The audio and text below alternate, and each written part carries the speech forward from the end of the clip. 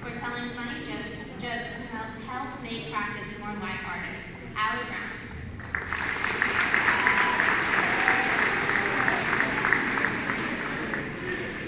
Next, we have senior Chelsea Carter.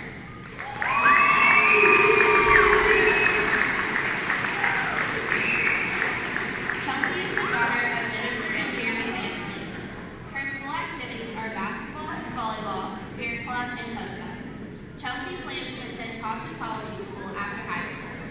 Chelsea's most memorable basketball experience is going to Vincennes and doing our dance and playing in the overtime tourney. Chelsea's favorite Coach B memory was when Coach B was driving the bus after the boys won sectional and backed into her car but acted like everything was fine. Chelsea Carter.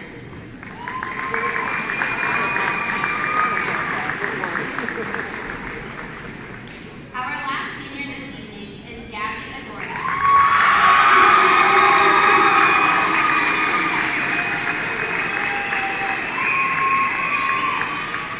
Gabby is the host daughter of Daniel and Christine Shetler.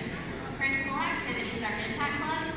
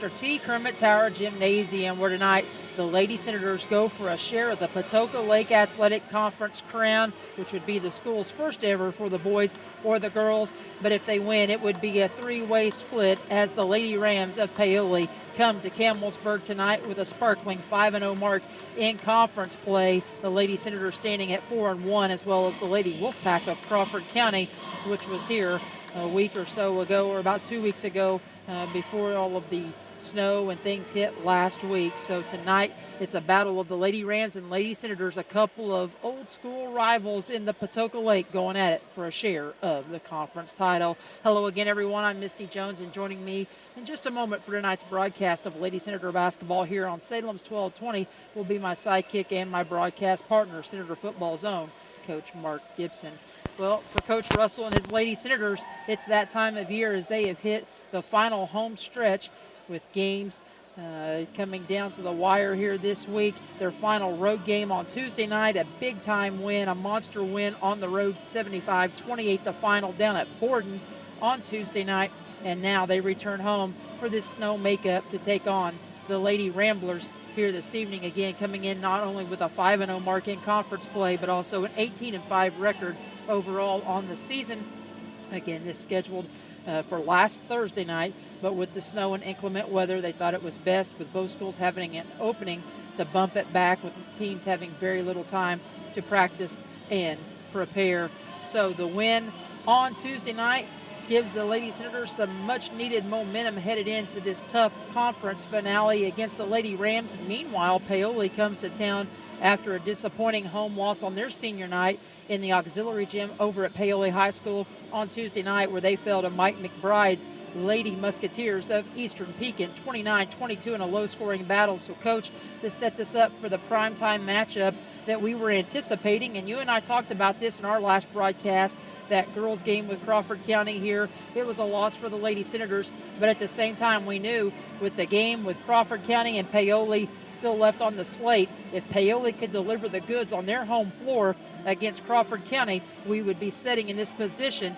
So you have to depend on some other people. You put your fate in other people's hands. When they deliver, now it's time for the Lady Senators to take control and for them to deliver on their home floor tonight, because it is senior night.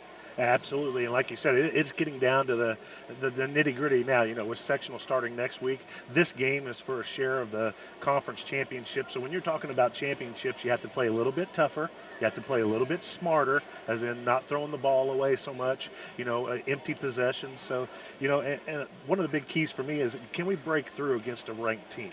We have said we're 15-7 right now. If you count BNL, who's just fallen just outside the top 10 in 4A. 6 of those 7 losses have come against ranked opponents. So, I mean, obviously we're a good team, but if we want to be great, can we break through against a ranked team? So it'll be interesting to see if we can get things going there. And this is obviously a very good Lady Rams team. Like I said, not only 18-5, 5-0 in conference play, looking to wrap up their regular season tonight here on the road, but this is a team that took the defending 2A state champs in the Eastern Lady Musketeers, like I said, down to the wire. It was a 29-22 win, but it took some big free throws and a clutch set of free throws from Eastern's leading scorer and top dog in Rachel Stewart to get the job done on the road. So Paoli coming in maybe a little bit shaken after that loss on senior night. On the other hand, it might be a two-edged sword, because Coach Blankenbaker's group may come in hungrier than ever. Yeah, you never know how they're going to respond. I would, looking at their record and the schedule they play and how well they played this year, I would expect it to be the latter, that they're going to be ready, hungry to get back on that winning edge. All the teams are in the same boat. You want to be playing well and confident as you go into your sectional. They have a tough sectional. They may be playing, Eastern again here next week. I'm not sure what their draw was, but it's set up for them to be, in the championship. So possibly. But they both have tough roads. Right. Yeah, that's a tough sectional. I would assume. I think Henryville might be in there as well. That they're always County, in Crawford, like Austin. I said. That is a really tough sectional, so they obviously don't want to go into that sectional losing 2 in a row. So I would expect the Lady Ramblers to look like they want to come out and feel good about themselves. So I would expect them to give everything they got. This could be a tough one for the Senators, and like I said, I think we're going to have to play a little bit tougher and a little bit smarter than some of the games we played against top-notch opponents. Definitely going to be gut check time for the Lady Senators for 32 minutes here tonight on their home floor as they celebrate senior night in this snow makeup game with the Lady Rams. As always, we want to thank you, the fans, for tuning in to tonight's broadcast of Lady Senator basketball here on Salem's 1220, whether you're listening at home or in the car, or whether you're joining us from home and watching the video feed as well on live stream. And of course, we want to thank all the sponsors that make this and every broadcast of Lady Senator and Senator basketball possible here on the 1220 airways. And that, of course, includes our pregame show sponsor, John Jones GM City, Eddie Gilstrap Motors. They'll bring you the Lady Senator halftime report, and Ace Hardware of Salem bringing you all of our postgame coverage here this evening. As well, we want to thank McDonald's on South Main Street, Marie Lowry and her group, Walmart in Salem, Salem Crossing, Meadowview Healthcare, and Brady Bishop with Channel Seeds, all great sponsors all season long here on 1220 for Senator Athletics on WSLM. Let's take our short first break of the night. We'll hear a word from the Indiana High School Athletic Association. When we come back, we'll be joined by Lady Senator head coach Mr. Darren Russell. We'll get his thoughts on Tuesday night's win at Borden, his team's progress down the stretch, and we'll take a look ahead to tonight's matchup and get his thoughts on the Lady Rams. First, this timeout from the Indiana High School Athletic Association. You're listening to Lady Senator basketball on Salem's 1220.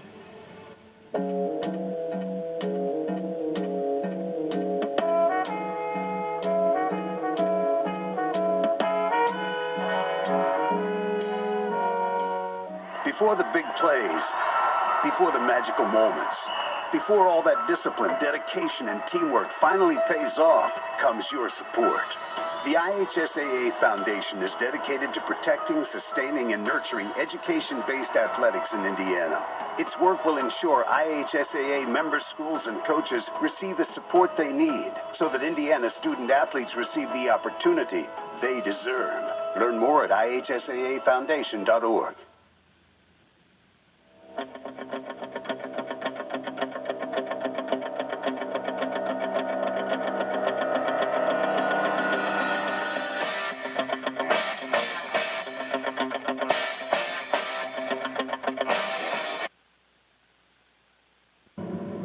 Welcome back as we continue on with more of this edition of our Lady Senator Tip-Off pregame show. Is tonight the Lady Senators go for gold. They'll try to claim a share of the Patoka Lake Athletic Conference if they can knock off the Paoli Rams. Coming in tonight with a sparkling 5-0 mark, Lady Senators currently setting at 4-1 in conference play. And we're joined now by Lady Senator head coach Mr. Darren Russell. Coach, good end to your season. I think coming down the home stretch, you seem to be playing some pretty good ball, pretty inspired ball. And, of course, that continued with a big road win, your last road game, hopefully for some time down the road with hosting both sectional and regional. But having that last road game, a big night for your girls against Borden on Tuesday. Yeah, we came out and, it'd been about 12 days since we had played due to all the weather. And, it was basically like starting over again. But the kids came out, played extremely well, was very focused, which in the past we've not always stayed focused when you get a big lead on a team and you're a lot better than them. They, in the past we've kind of got lazy and very lax, making some silly turnovers, taking some crazy shots. But, we played extremely focused for 32 minutes Tuesday night. All the varsity girls played. We started our seniors down there, all of our seniors down there, because, they understand what's at stake tonight. And, I wanted to give those girls the opportunity to get a start and get a lot of playing time. And, they just, from top to bottom, they stayed focused and executed what we wanted to do. And, hopefully we knocked some of the rust off that we did get from that layoff, off before tonight. And, it gives us a good win, some momentum going into tonight with the opportunity to claim a part of the first conference championship in basketball in the school's history. So, we're playing for that, but, we're also looking ahead to next week to the sectional, and, we definitely want to go in on a good roll. You touched on something that's kind of twofold after the snow and the inclement weather last week. It threw the schedule out of whack. That's why we're playing this game tonight with Paoli and it being senior night.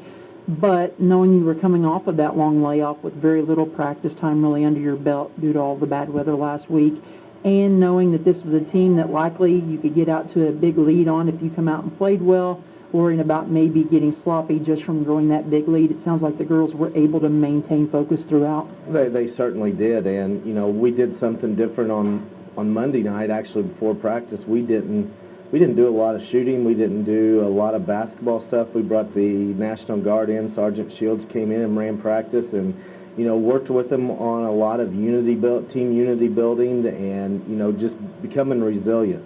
And you could see some of those things carry over into the game. We had this same thing last year, and it really brought the girls closer together, and our teamwork improved after that point. And so, hopefully we see that again. But, the one thing that I was extremely impressed with Tuesday night was our defense. We've talked about how defense is going to win a sectional, win a championship. I'm all about scoring. I want to get out. I want to play fast. But ultimately, you've got to be able to get stops when you need it. And we were in stances. We played good, hard defense for 32 minutes the other night, and that's what we got to continue to do. And I think there's no doubt teams that play you, that's on your schedule, know that you're usually a guard-oriented group, especially defensively, like you said, getting out in stances, being able to get tips from behind, steals going back the other way against pressure. But I've noticed over the last few ball games, and we've talked about this some, the growth and development of your post defense is starting to aid those guards a little bit and take some pressure off of them. They are, and when we talk about our post players, we don't have the big strong girls inside or 6'1", 6'2". But what we've got is really three kids in Cora, Maddie, and Cassidy between 5'9" and 5'11" that are long, athletic, and just extremely good athletes. And they are starting to realize that even though they don't have that bulk, they don't have that size, they can cause a lot of problems just with their quickness. And they're doing that, and they're staying out of foul trouble, which is very, very important as we go forward. So yeah, if they can continue to play D the way they played the other night, and our guards continue to pressure the ball the way they are, then we've got the buildings to be a very good defensive team. Well, and it's a good trade-off too, because you can get athletic kids that are 6 foot and taller, but with the three you have, you trade some of that height, I think, for a little bit more quickness and athleticism. Yeah, we do. And the other thing is you go to the other end, now those post players have got to come out and guard all three of them, because like Cora hit 2 threes down at Borden the other night. She's got her stroke back. Maddie's a threat from outside. Cassidy she's not done it. But, teams have got to respect that. And if they bring big girls out on them, they've got the ability to drive right by them and get to the basket. So, I really like our post game. Of course, tonight that leads us to senior night, your finale with Paoli. And again, we talked about it, a lot at stake, a share of the conference title. If you get the win here, that would be a three-way tie with Crawford and Paoli. And they've got a very balanced team, and they've also got a very young team, much like your group, just a couple of seniors on the roster. So talk to us about Coach Blankenbaker's group and what they offer. They are a very strong, athletic team.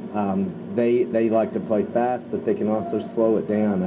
Where we usually go through our guards, they're going to go through their inside players. Jackie Rice is an extremely talented kid. Plays very hard. She's really developed her game because she's more of a threat from the outside right now than she is inside. She crashes the boards hard. She's somebody that we've got to make sure we block out, because I think we can get her into some foul trouble as long as we block her out. But she's going to be a key. Keaton Chastain, their actual center. She plays extremely hard also. She wants to stay inside around the basket, maybe step out maybe to 15 feet. She's a left-handed girl, which, we've stressed. We got to make her go right, so we'll see how well we follow that scouting report. Bella Brewster is another junior they got that can shoot it from the outside. She's also a physical kid inside. The girl that runs the show for them is Madison Street. She's a junior point guard, very quick, kind of crafty with the ball. Typically, you would say that she's not much of a scorer. She doesn't look to score a lot, but it seems like every time we play them, she hits 4 or 5 threes on us and just kills us. So, those 4 girls are the nucleus of their team. Then they rotate some other kids in. But, if we know them. We've played against them all the way up since 3rd grade or 2nd grade. And so we're very familiar with them. They're familiar with us. So, it should be a good game night. With the familiarity between the two squads and knowing that you like a fast-paced style coach, how does their style lend to your defensive philosophy, and how do you see that matching up this evening? Well, the big advantage I see us having is, I think our guards are better. I honestly believe that. I think we're quicker than they are as a team. But the biggest thing is I think we've got more depth than they have. They may run some kids in and out, but like I've said all year, we've got 8 kids who are starters, and that's when we sub, we really don't lose a whole lot. In some cases we may get better. So I think if it's an up and down game, that's in our advantage because of the depth, and you've also got to take into consideration this week alone, Paoli's already played at Mitchell. They played Eastern on Tuesday night, and then they got us tonight. So 3 games in 4 days. Hopefully their legs are getting a little tired. Yeah, it'd be interesting to see the philosophy that Coach Blankenbaker comes in with defensively, and you could speak more to this about their defensive philosophy, things that we might see out of them, but knowing they're coming off of 2 games on Monday and Tuesday and a tough, hard-fought, low-scoring battle against Eastern. That was a loss at home for them on senior night on Tuesday. Just be interesting to see if anything changes for them. Yeah, what I'm guessing they're going to come out in a very hard man-to-man defense and, really look to pick us up man-to-man full court. And because I think he feels like he can cause some turnovers that way and get us out of rhythm. And so that's what I expect. They may play some zone. They played zone at different times this year, but their bread and butter is man-to-man. And they're a good defensive team. I mean, their game with Eastern, what Eastern scored, 29 points. They held Rachel Stewart, one of the best players in the area, to 14 points. They played really good defense against them, and that's. I read his comments in the paper after the game, and he was really pleased with their defense, and I would be too if I have a team like that to 29 points. Coach, coming into this senior night matchup, I know a lot on the line. Of course, you want a healthy group, and I think you guys, for the most part, are pretty healthy as you wind up the regular season, but just speak a little bit to that and what your lineup will look like for tonight. Yeah, right now we're as healthy as we've been. We played 8 games all season with our entire team. Tonight will be our 9th one. So, we're starting to get everybody back together, and, we're excited about that. We will start, our normal start, our lineup with Hattie at the point and Ryan and Chelsea at the guards, and then Maddie and Cassidy on the inside. And then Cora's going to come off the bench. She's been playing well like that, and, that's the route we're going. But these 4 seniors, you got Cora, Chelsea Carter, Bailey Roll, Allie Brown.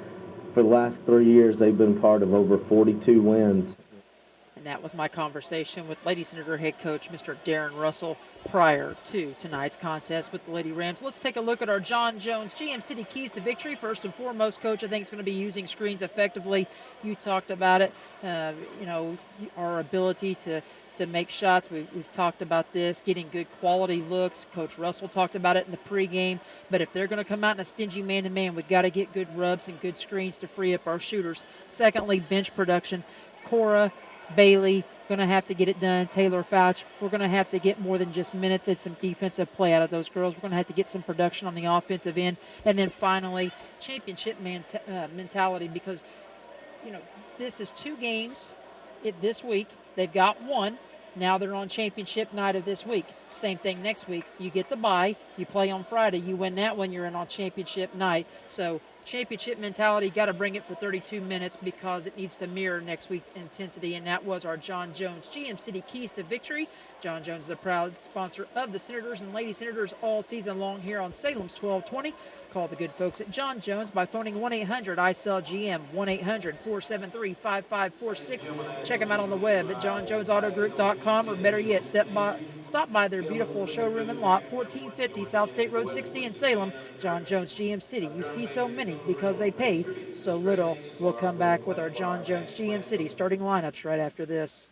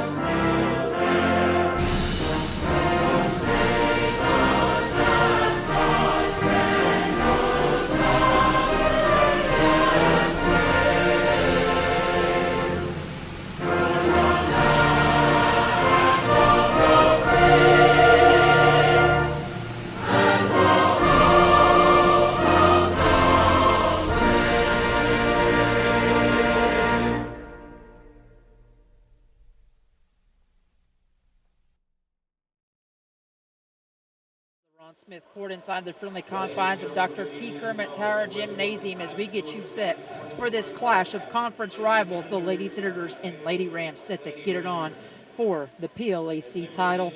Rams win it tonight. They win it outright with a 6-0 mark. Lady Senators win. It's not only the first in school's history, but it will be a share with Crawford and Paoli, all with one loss apiece. Tonight's starters brought to you by John Jones GM City. Again, stop by that beautiful showroom in lot 1450 South State Road 60 in Salem. John Jones GM City. You see so many because they paid so little. We'll start first with the visiting Lady Rams of Paoli, 18-5 on the year, 5-0 in the conference. Their last outing was that 22-29 loss to Eastern at home on senior night Tuesday night. Coach Scott Blankenbaker, 31-17 in his second season in Paoli. His team averages 52.8, and they give up 38.6 per contest. They'll start a two-guard set in the backcourt. Number 2, Bella Brewster, a junior, averaging 7.5 points per ball game. She'll be joined by the point guard, number 12, Madison Street, also a junior at 4.6 points per ball game. Up front at the 3 spot, 21, Callie Baker, a senior, 5.6 points per ball game. She'll be joined up front by 31, Keaton Chastain, a junior at 15.1 to lead the team per outing, and 33, Jacqueline Rice, the junior, also a scoring threat at nearly 14 points per game for Coach Scott Blankenbaker and his Lady Rams. Meanwhile, for the number 10 team in Class 1A, your West Washington Lady Senators, 15-7 on the year, 4-1 in the conference. Coach Darren Russell's 42-31 in his third season in the Bird. They give up 51.2 per game, but they score the Rockets 64.3 per contest. They're coming off of a 75-28 romp at Borden on Tuesday night. He will start a 3-guard set that he's been starting for quite some time now. Number 1, Hattie Griffiths, a 5'5 junior, starts at the point, 10.1 points per game and 4.5 rebounds. She's joined by the 5'7 sophomore, number 3, Ryan Russell, 10.8 points per game and 4.5 rebounds for Ryan. The third guard in the trio in the backcourt will be number 5, Chelsea Carter, 5'4 and a senior at 12.1 points per game and 3.4 rebounds per outing. Up front, the Twin Towers have been in the starting lineup now together for quite some time. Cassidy Keltner and Maddie Bausman. Maddie, a 5'10 junior at 11 points and nearly 7.5 rebounds per game to lead the team. She's joined by Cass Keltner, 5'11 and a sophomore, 8.3 points per game and nearly 6 rebounds per contest for Coach Darren Russell's Lady Senators here on senior night. Get this, last 15 years, Paoli has romped in this series. They've actually blanked the Lady Senators, winning all 15 of the last 15 meetings. The last meeting was back on January 19th of 2017 over at the Auxiliary Gym at Paoli High School. Paoli prevailed 51-41 in conference play. Tonight's Indiana High School Athletic Association trio of officials, Mr. Kevin Chrisman, Doug Cooper, and Mike Snelling. Lady Senators in the home white threads, trimmed in blue and red, blue letters and numerals. Meanwhile, the Lady Rams of Paolina's bright gold traveling uniforms, trimmed in purple and white with gold numerals and letters trimmed in purple and white. In the center circle, it's going to be Keaton Chastain to jump it up with Cass Keltner. We are underway from Dr. T. Kermit Tower Gymnasium. Misty Jones alongside of Mark Gibson, Craig Akers running the live stream feed. Glad to have you along for tonight's ride as the Lady Rams open up by going down low, and we get a miss immediately for Jacqueline Rice. Lady Senators control the boards and back in business at the other end. Their first offensive trip of the night, about a half minute into this one. Again, Lady Senators and Lady Rams duking it out here for conference championship bragging rights. Paoli will share, or at least walk away with no less than a share of the conference crown, even with a loss tonight. Lady Senators have it all on the line for them here this evening. Jump ball situation, it'll stay with West Washington, 7:27 mark of the first period. Coach will see what they can come up with here against this stingy man-to-man defense Coach Russell expected early. Please, anxious to see how patient we are. Underneath, Cass Keltner had it stripped away for a moment, missed the turnaround jumper. Rebound cleared out of there by Keaton Chastain, the junior big, and we'll head to the other end. Quickly, Street goes in the post. Nice feed cross court to Rice. Little up and under move won't go for Callie Baker. She'll get her own offensive rebound, miss it again, and Ryan Russell will clear it out. And we're still scoreless, just over a minute gone by here in this opening act. Carter, 3, deep ball from the parking lot, would not go. Ball last touched by Hattie Griffiths on the rebound attempt. So the Lady Senators 0 for 2. Lady Rams 0 for 3, and no one can find the range, similar to the game with Eastern and Paoli on Tuesday night. Both of those teams struggled to get anything going from the field.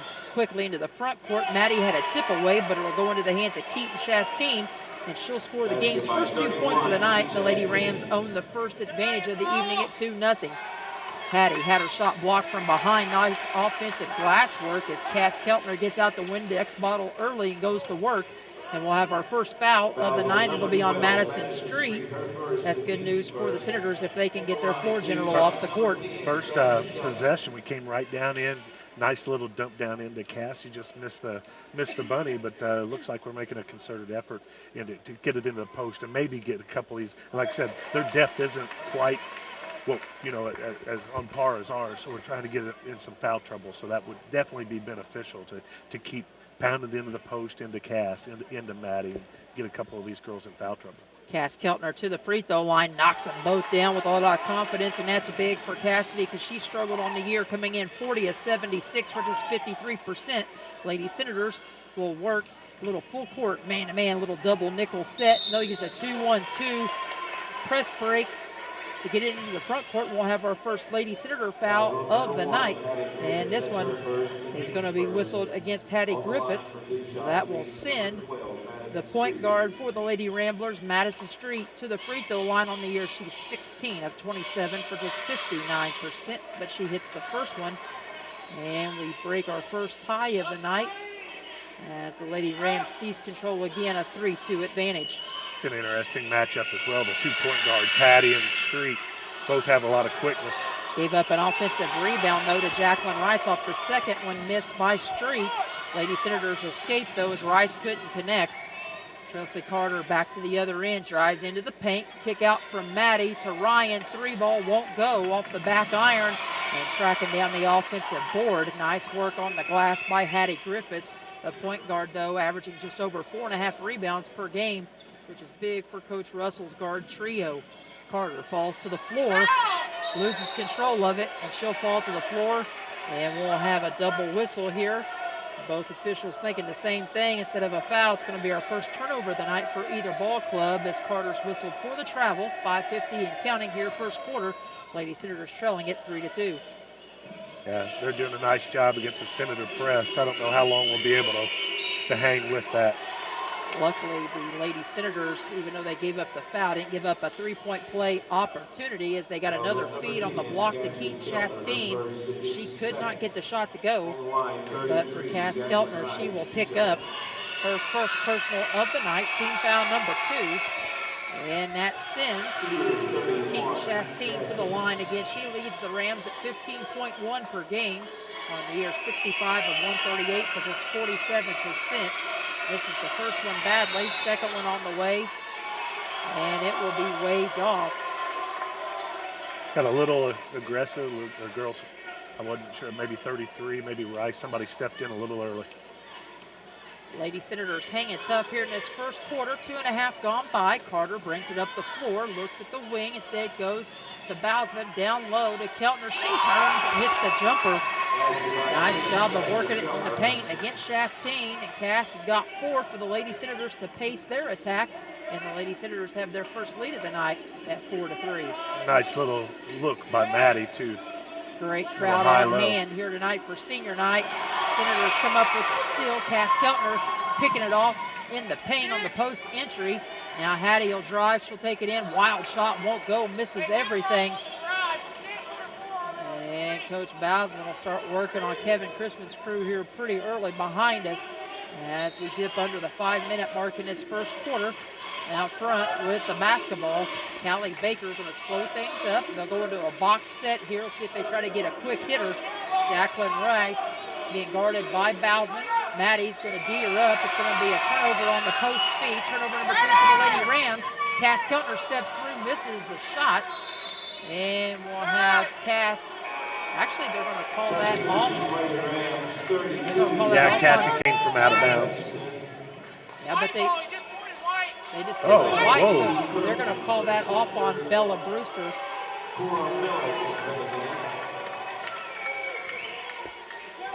So the Lady Senators catch another break. 4:29 to go.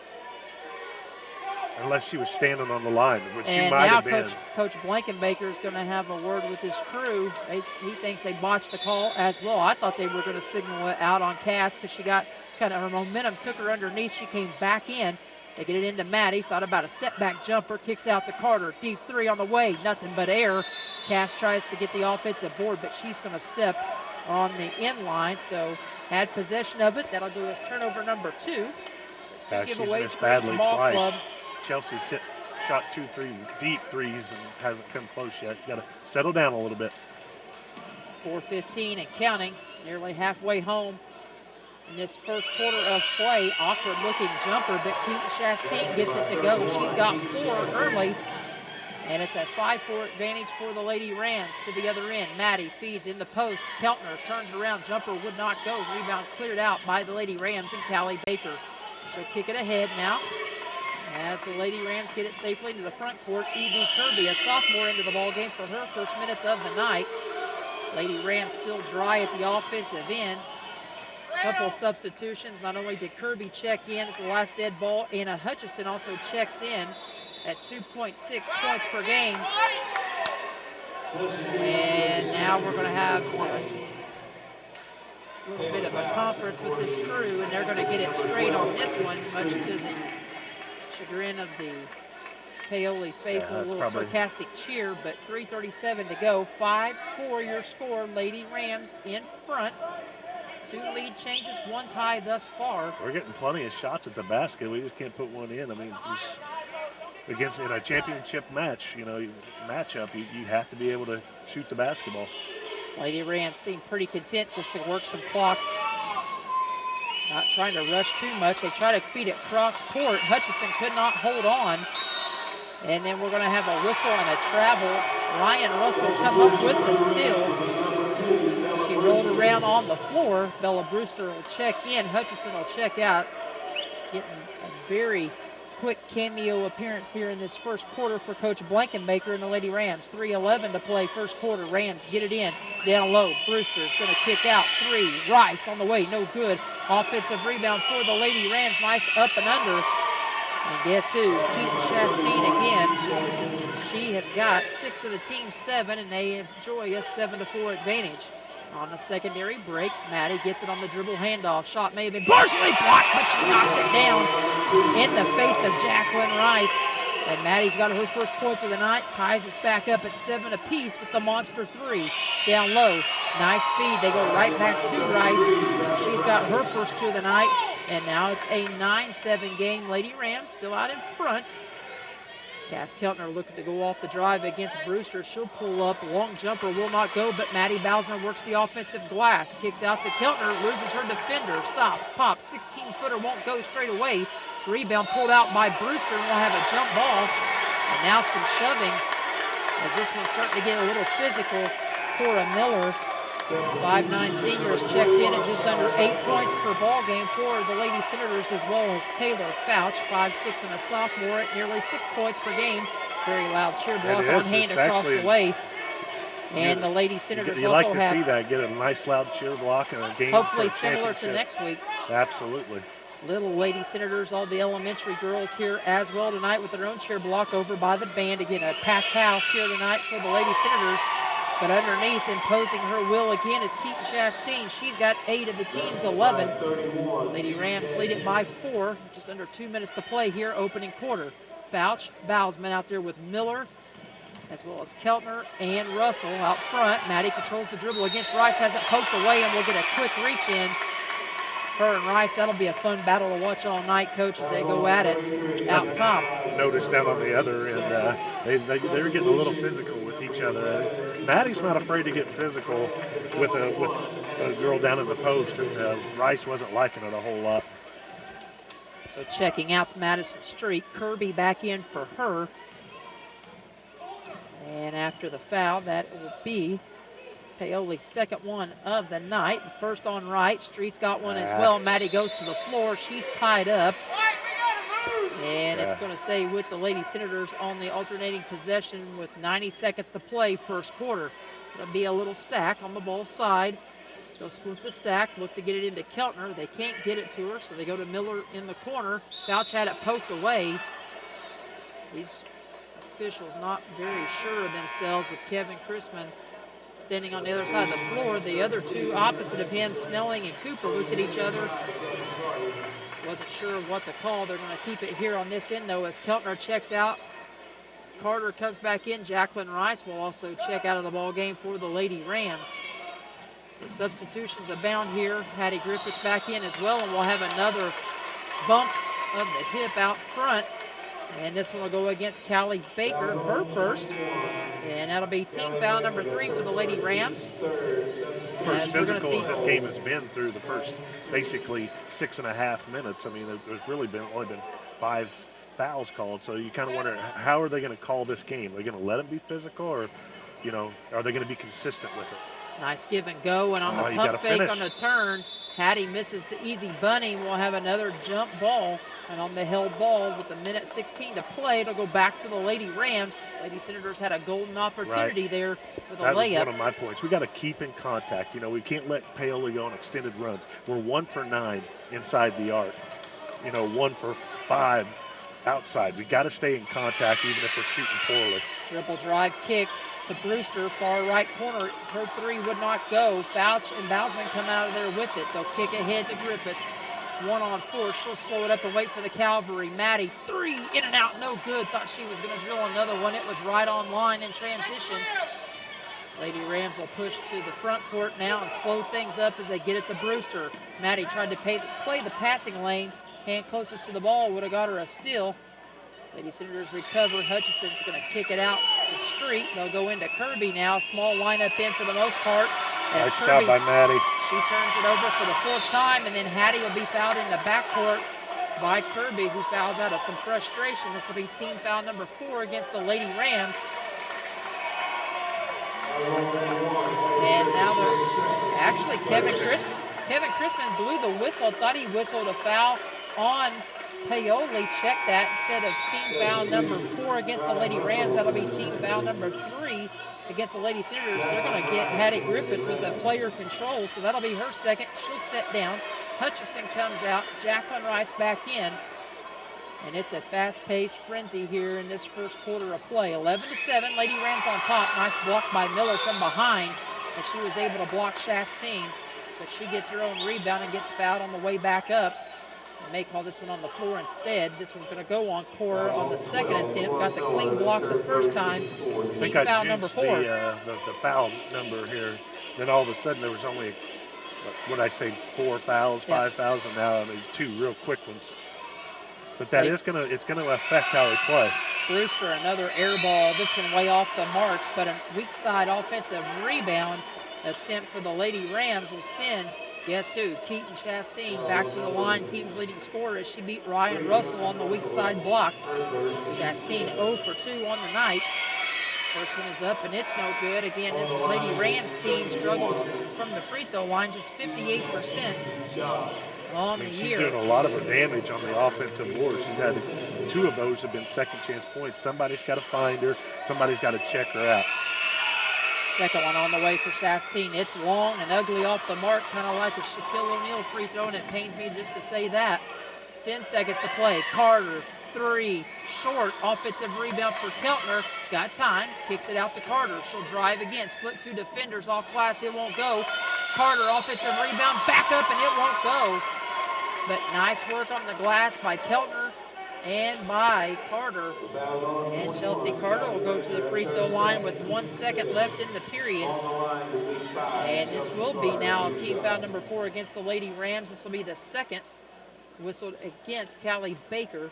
So Lady Rams having some fouls build up on some of their starters here in the early going as Carter, she cashes in. Chelsea on the year 29 of 45 for 64%. Coach Russell says 1 second, nothing silly here on a rebound attempt if she was to miss. Second free throw on the way is good. Sure.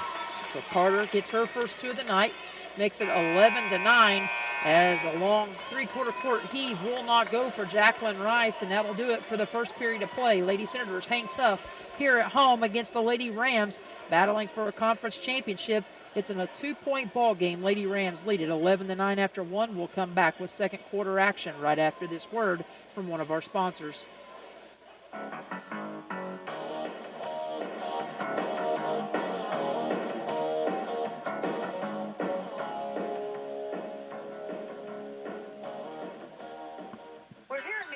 Gymnasium for tonight's game. It's time to introduce the starting lineup, and the crowd is on their feet and they're going wild. And here comes the new players. We've got the quarter pounders coming in tonight alongside the chicken classic sandwiches. Playing forward tonight, we have got one-of-a-kind McWrap. Guarding your hunger, it looks like we've got McDouble and McChicken coming in. And starting in the center court tonight will be Big Mac. Look on the sideline, folks. We have Chicken McNuggets cheering tonight alongside those golden delicious fries. Hot and always ready. You'll score points every time you bring the family into Salem McDonald's, right here on Main Street, before or after the game. Don't forget to top off your favorite meal with a cold soft drink, that famous Mickey D sweet tea, or something from their full line of smoothies and McCafe coffee drinks. Order inside to 11, or get that one-of-a-kind taste 24 hours at the drive-thru. McDonald's, I'm loving it.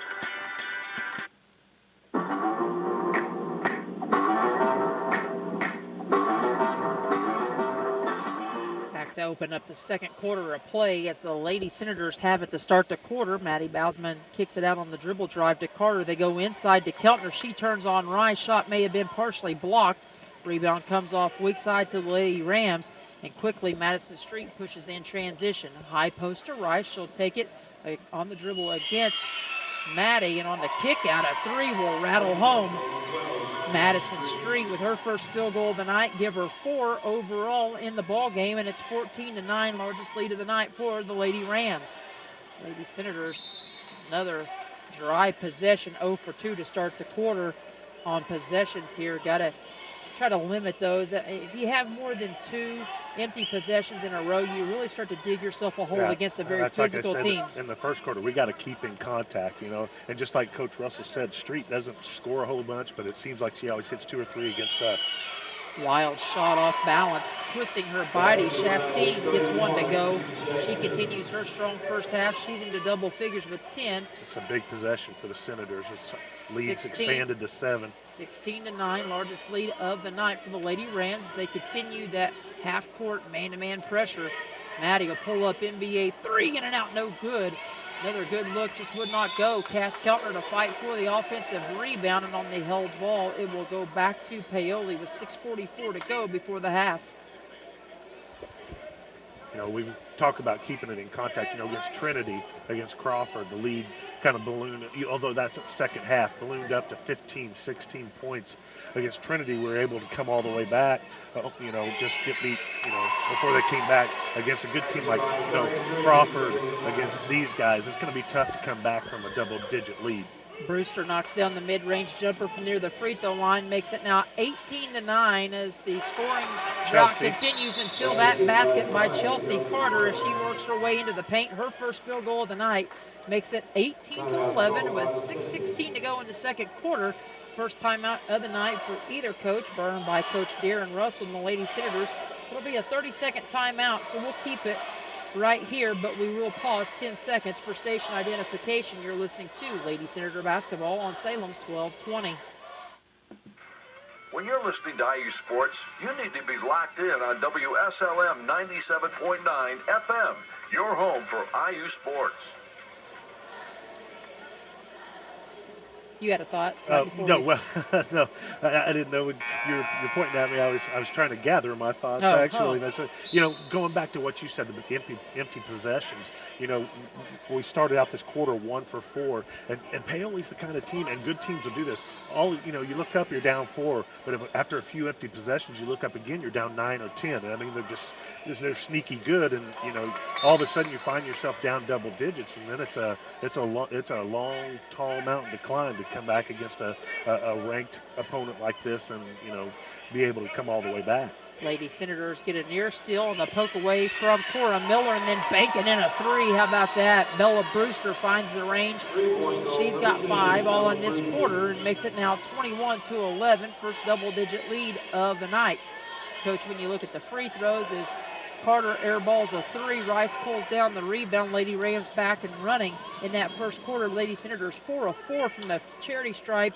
Lady Rams just 1 of 6, so you got to think if we can keep it close as Brewster knocks down her second triple. That's 8 points for her in the period, and the Lady Rams starting to pour it on now, 24-11.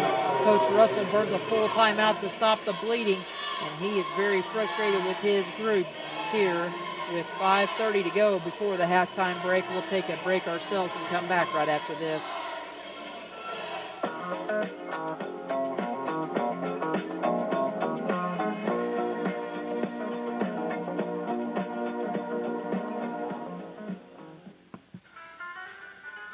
This is Kelly, and this is my Walmart. This is Kate, and this is my Walmart. This is Kevin, and this is my Walmart. This is Alicia, and this is my Walmart. This is Jessica, and this is my Walmart. We're all part of Walmart, and we're all part of the local community. Walmart has contributed hundreds and thousands of dollars to the Salem and Washington County community in the past year. We've raised money for Salem's flood victims, local fundraisers, and donated to local law enforcement, the Community Foundation, and many other civic and private groups in the county. We're here to serve you with our unbeatable service and quality products and everyday low prices. I'm Jeff Rampy, and this is Salem's Walmart.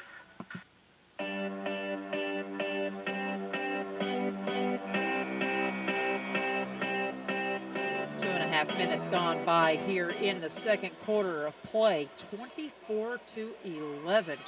Lady Rams on a 13-2 run to start this second quarter of play. Lady Senators with the basketball as Carter brings it into the front court.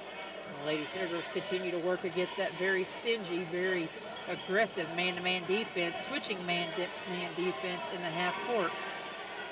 Nowhere to go with it. Keltner shut off on the baseline, and she'll step on the baseline as she turns to pivot against Anna Hutchison.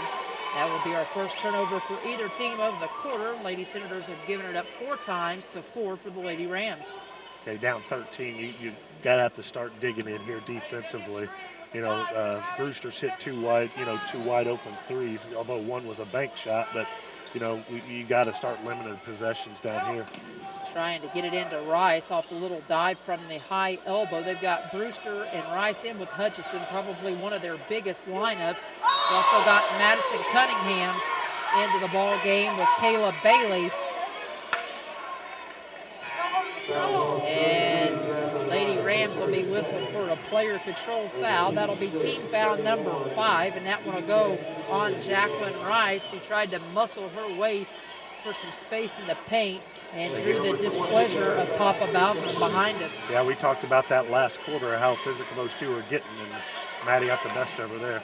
3 ball for Maddie, long off the mark, no good. Rebound tipped around, and the Lady Senators come out there with it. Carter has her dribble, but she splits the double team to Fouch, and then Fouch has it stolen away, but she'll be bailed out with a foul. Just not being very strong with the basketball right now. 4:24 to play. Coach Blankenbaker was not in favor of that, thought it was a clean swipe. And this foul will go on Keaton Chastain. That'll be her first, team foul number 6. Lady Senators trying to get it in on the rollback to Ryan Russell. It's poked away. It'll stay with the Lady Senators. Again into the ball game, Kayla Bailey, a sophomore averaging nearly 1.5 per game, seeing her first minutes of the night out there with Madison Cunningham for the Lady Rams. Substitution though on that last dead ball exchange. We'll have another foul against the Lady Rams. This will be number 7, and this one will go against Bella Brewster. And she'll pick up her first of the night. So with 4:17 to go, Lady Senators will be in the bonus, and that will prompt Madison Cunningham, the sophomore, to come back in for Brewster after she had just checked out a moment ago. Nice to see Ryan be a little bit more aggressive. The last couple possessions, we've been kind of passive, just kind of standing around. At least somebody finally got aggressive and took it to the rim, and now we're on the foul line. Russell to the free throw line. The first one uses about every part of the iron and rattles home. Ryan, 58 of 77 on the year for 75% coming into this season finale. It's her first. halfway through the second quarter, 12-point lead. You want to try to be around 6 or 8, right, Coach? I mean, to feel better about yourself about at halftime. Lady Senators make it a 24-13 game. Halfway through this second quarter, Lady Rams open the quarter with that strong 13-2 run, courtesy of 8 points coming from Brewster. But Brewster on the pine right now as they try to feed over the top. Maddie was doing a good job of denying in the post to Keaton Chastain, and as they try to lob it into Chastain, they throw it into the first row of bleachers. That's turnover number 5 for the Lady Rams. Big possession. If we can put some points up here, then you start climbing back in. So you know, I think even at this stage, Coach, you don't necessarily, a lot of times you want to get it in single digits. If it stays around the 10-point mark, we're still fine. We still have a half to play, but the Lady Senators have got to sharpen things up. Another empty possession, another turnover. Yeah, again, that's not a good start there. I mean, we're down 11. You know, like you said, if you could be somewhere around 9 or 10, you'd feel a little bit better. But, I mean, with 3.5 to go, if we can get it below double digits, that would be even better. Paoli with a rather small lineup. Brewster comes back in for Hutchison. Brewster out there right now with Kayla Bailey, as well as Madison Cunningham and Madison Street. Small backcourt with just Brewster and Chastain up front as the Lady Senators pick up team foul number 6, and this will go on Chelsea Carter, her first of the night. 3:27 to play, 24-13 your score. Lady Senators trailing it by 9. Chelsea thought she had a nice little deflection there, but I thought she'd probably got her on the wrist a little bit. Check out by 11. 24-13, 11-point lead for the Lady Rams, and now they'll kind of pull things out and slow it up and get into a box set. Watch the back cut for easy layup. It's happened a couple different times in the JV game. They kind of act like they were going to slow it down a little bit, and then all of a sudden they got an easy back cut. Paoli likes going to that box set to try to get a dive from the high post. Lady Senators switched it up and went to a 2-3 zone, forcing Coach Blankenbaker to switch things up. Same result, though, as it has been for a lot of the first half, as Chastain gets another basket to go, make it now 26-13. Matching the largest lead of the night at 13 for the Lady Rams. Carter into the paint, misses the runner off the back iron and the backboard. Brewster throwing some elbows, trying to clear a path and some space for herself off the defensive rebound. This will be team foul number 7 for the Lady Senators, and for Taylor Fouch, she will pick up her first one of the night. So both teams in the bonus for the final 2:38 now of this opening half, and the Lady Senators working in a 13-point hole. The 2.5, 2:38 to go, 13. Now I think you're right. If you can just get it down to 10, maybe 9, you have to feel better. Lady Rams get a rare make at the free throw line. Bella Brewster continues her sharp scoring abilities here, as she has 9 all in this period of play. Little Lady Senators underneath the basket giving her some grief, and she's able to knock them both down anyway. Make it 28-13, now the largest lead of the night. Deficit's at 15. Lady Senators have got to dig deep for a basket. Bausman catches off a little screen, kicks out to Miller, who pushes a 3 a little bit out of her range. She's a little too deep for that one. And another empty possession for the Lady Senators out there with Russell, Fouch, Carter, Bausman, and Miller. Maddie again misses a steal opportunity, and closest to the ball. Cora Miller, though, will poke one away. Turnover number 6 for the Lady Rams. Maddie pushes in transition.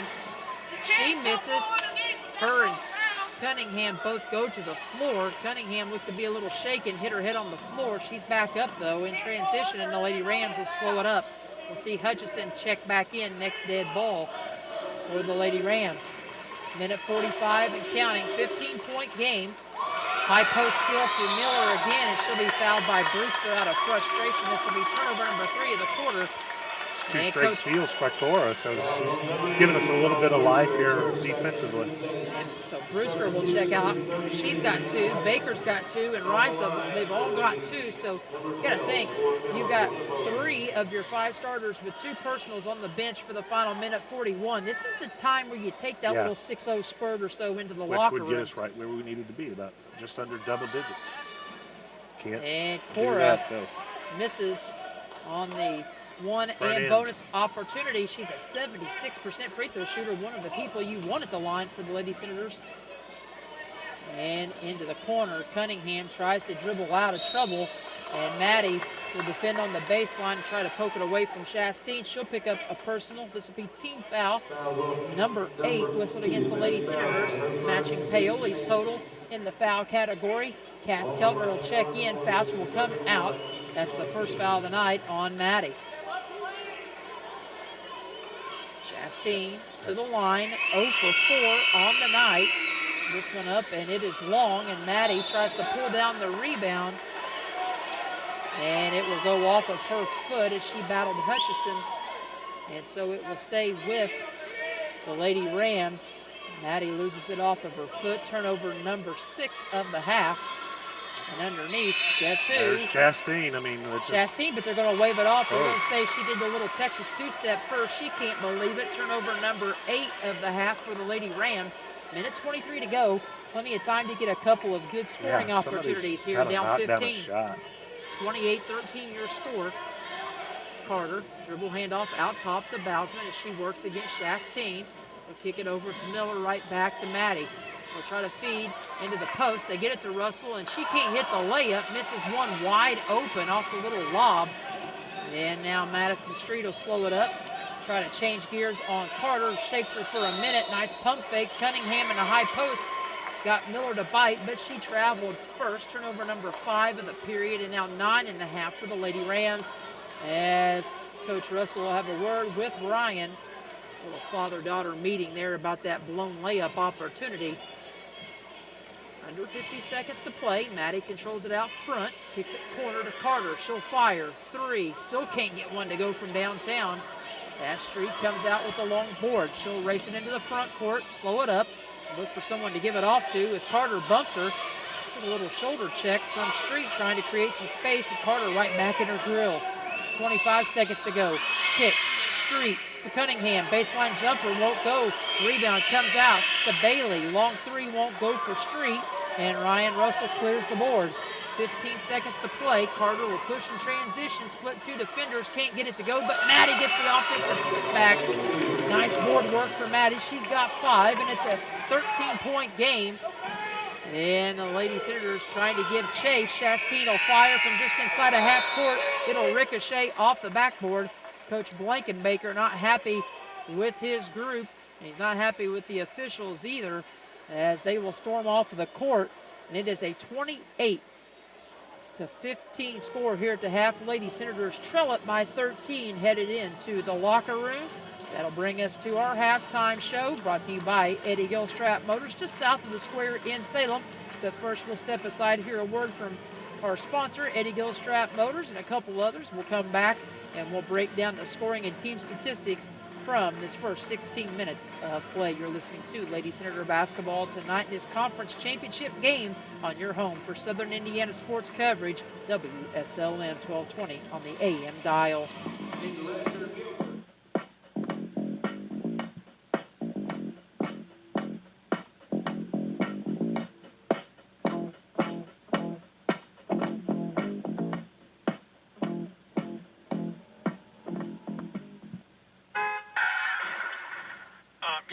Police, I just hit a deer. Well, the deer actually hit me, right? But I need a wrecker for my truck. See, the whole front end is really smashed in.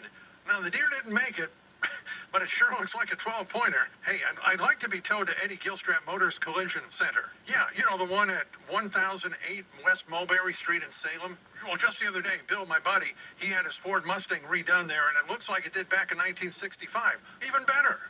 Well, they accept most major insurances, and they work with you to get a rental and get you back on the road with genuine parts for your vehicle. Not like some body shops that make their repairs out of the local junkyard. Yeah, right. You know, let Paul know it's me and that the truck will be coming in. He's a great guy, and he knows the repair business like the back of his hand. The deer, nah, he's not going to process that. Just the truck. Yeah, Eddie Gilstrap Motors Collision Center, or call Paul at 812-883-3481. Channel Seedsmanship. It's about being in your fields, giving you expert advice, knowing your fields almost as well as you do, and selecting elite seed products to help maximize your profitability. When it comes to getting the most out of your acres and your operation, put your trust in a Channel Seedsman. For customized service, expert advice, and elite seed products, contact me, Brady Bishop, at 620-4624. Go Senators. Since 1937, Eddie Gilstrap Motors has been proud to call Washington County home. As you cheer for your team tonight, we'd like to thank you for your business and continued support. Best wishes to the Lions, Senators, and Musketeers this season.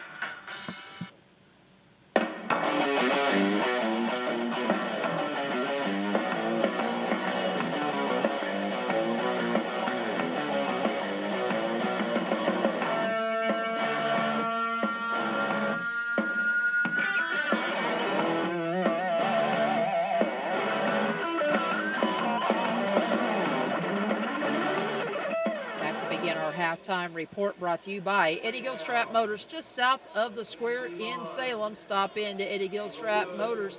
They'll set you up with a nice Ford or Chrysler ride.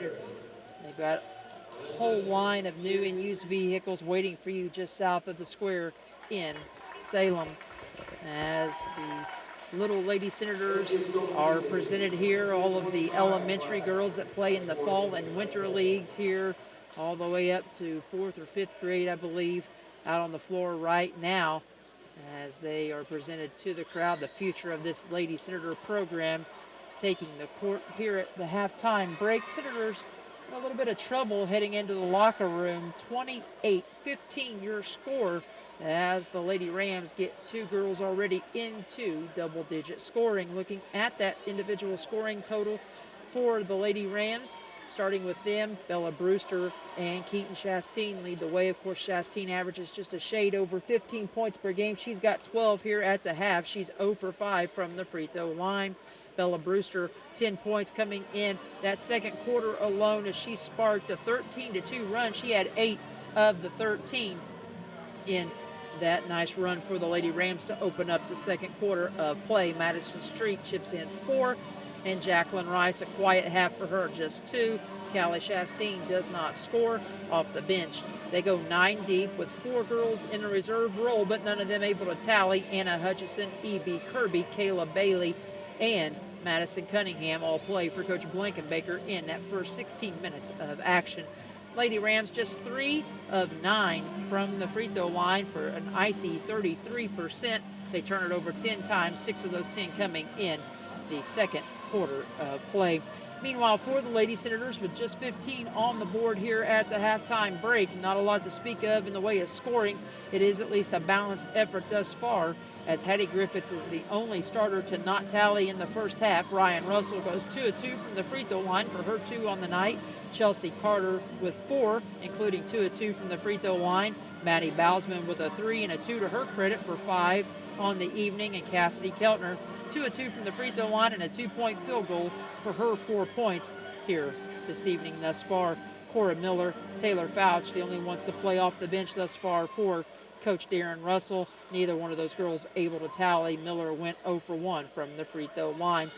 So the Lady Senators in all 6 of 7 for 86% here in this first 16 minutes of action. They only turn it over 6 times in all 3 in each period of play.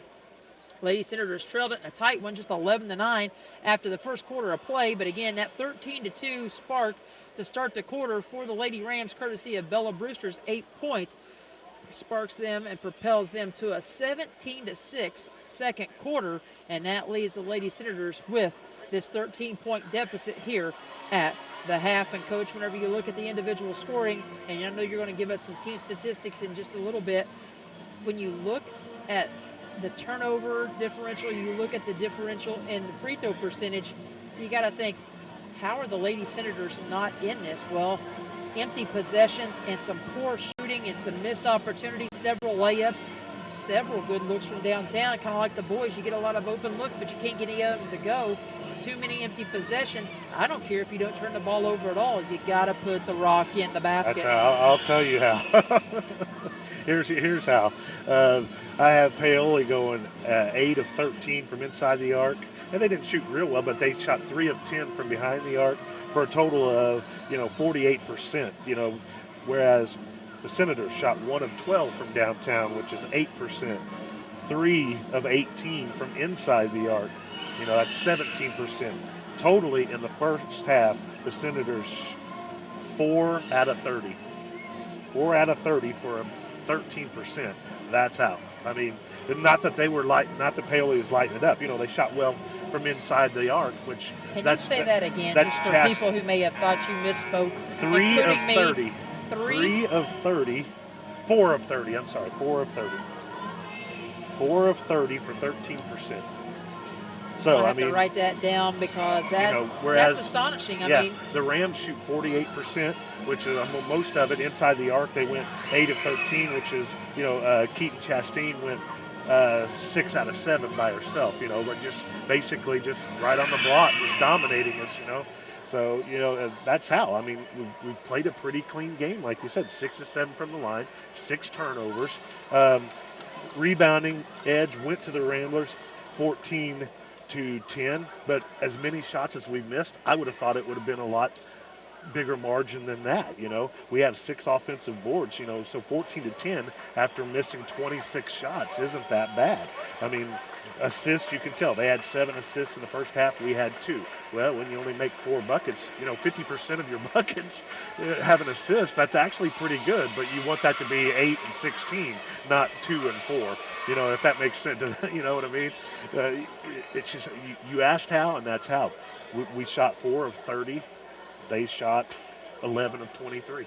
Wow. And that is the tell of the tape here at the half as the Lady Senators and Lady Rams have come back out of the locker room as we wind down the count here and get ready to start the second half. Just moments away from now. We'll step aside, take a break as we wrap up the Eddie Gilstrap Motors Lady Senator halftime report. When we come back, we'll get things underway in this third quarter of play, and the Lady Senators will try to dig themselves out of this 13-point hole. Take a break and we'll come back right after this.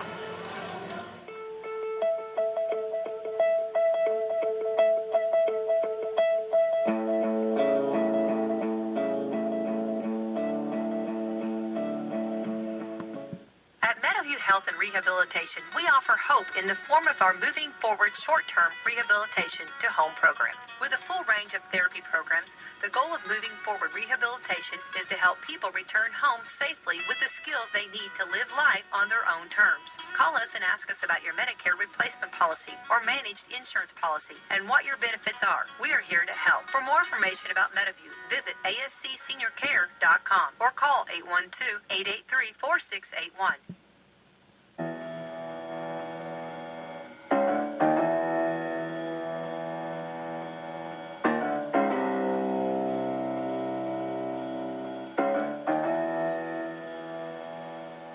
To begin the third quarter of play, it'll be Lady Senator basketball coming out of the halftime break as Coach Gibson and I still continue our search for an ice pick here to chip off the icicles from this Lady Senator shooting performance. Again, fans, 4 of 30 from the floor in that first half of play. Lady Senators will try to heat things up and melt that ice block a little bit offensively as they go right into the post against the Paoli Rams double team. They drop a girl down to help Street against Russell, and it'll be a turnover, so yet another empty possession, seventh giveaway. 3 for Brewster, wouldn't go. Strong rebound for Keltner, so no harm, no foul after the giveaway, but the Lady Senators need a score here. We start the third quarter down 13, so what do you think? I mean, you try and knock it in half by the fourth? Is that what you're saying? I think they better have it to 8 at the max.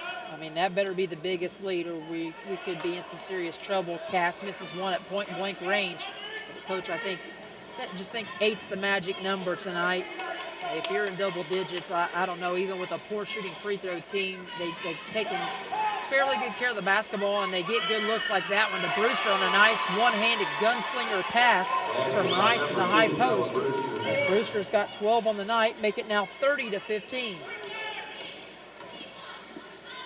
Kick cross court. Miller starts the second half in place of Griffiths with those 2 personals. Lady Senators with another miss from the floor. What else is new? And to the other end, Baker misses. Offensive rebound put back up, will not go for Keaton Chastain, and we'll have a Lady Senator foul. Thought we may have had a clean block. Kevin Chrisman says otherwise. This will go on Cora Miller. This will be our first foul of the half for either team. And for Cora, that'll be her second personal of the night. So again, the cold shooting continues, and then we give up 2 straight offensive boards. So, this is not only is this second chance points, this is actually third chance points. Hashtag Burr. 6:37 to go, third quarter of play. Luckily, Chastain continues her struggles as that one is going to rim in and out. And it's going to say, they're going to say last touch on the rebound fight here. And Coach Russell. She get 1 out of 2 on that one? Yeah, got the first, missed the second one. Coach Russell thought it was out on Paoli, and Kevin Chrisman says, I don't think so, but the Lady Rams give it back, turnover on the inbounds play, their 11th of the game. And to the other end, Russell kicks to Carter, who still can't get nothing to go from outside. Ryan Russell will drive it baseline left side, and we'll have our first foul of the night, or excuse me, of the half rather, against the Rams, and that's a big one, Coach, because as you said, that's on Rice. That's her third, and she'll have to set for a while as she throws a towel out of frustration. And I'll have a word with Coach Blankenbaker. Box set for the Lady Senators. They'll screen up and roll back to the basket with Miller and with Keltner. They kick out to Maddie. Her three short. Nice closeout by Chastain. And Cass Keltner will reach in and tie it up with Bella Brewster. And on the alternating possession, it'll go to the Lady Rams. Several jump balls already here this evening. 6:19 to go, third quarter, 31-15 your score. Lady Rams enjoying their largest lead of the night, trying to seal the deal and finish 6-0 in the conference. Nice little stop in the paint, a feed from Baker off to Hutchison. And she has her first 2 of the night off the bench, make it now 33-15, and the Lady Senators in a heap of trouble as Bousman misses the runner way off the mark. And clearing it out, Lady Ramblers now in firm control as we dip under 16 minutes to, or 6 minutes rather, to play.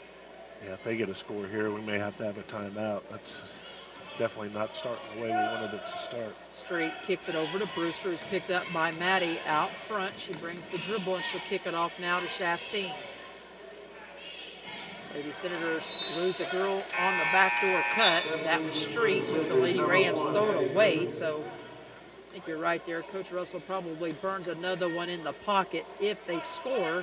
Right. We'll see what happens here. Maddie's struggles continue as well from the floor. She sits down out of frustration, and Hattie Griffiths will check back in. Just as much as the rest of them, but the one difference is she's the only one looking for her shot. Right. I mean, at least she's being aggressive. Russell in there with Griffiths, Miller, Keltner, and Carter. And the Lady Senators with another miss underneath. They'll kick out quickly to Baker. She sends it across the floor. Nice pass across the way to Baker, and she'll finish with a layup. Baker's got her first 2 of the night, and the route is on 35-15. Which Russell has seen enough. It was actually Baker to Chastain. It was, I think. You sure about that? Was it Baker to Chastain? I think it was Baker leading the break and found Chastain. Okay.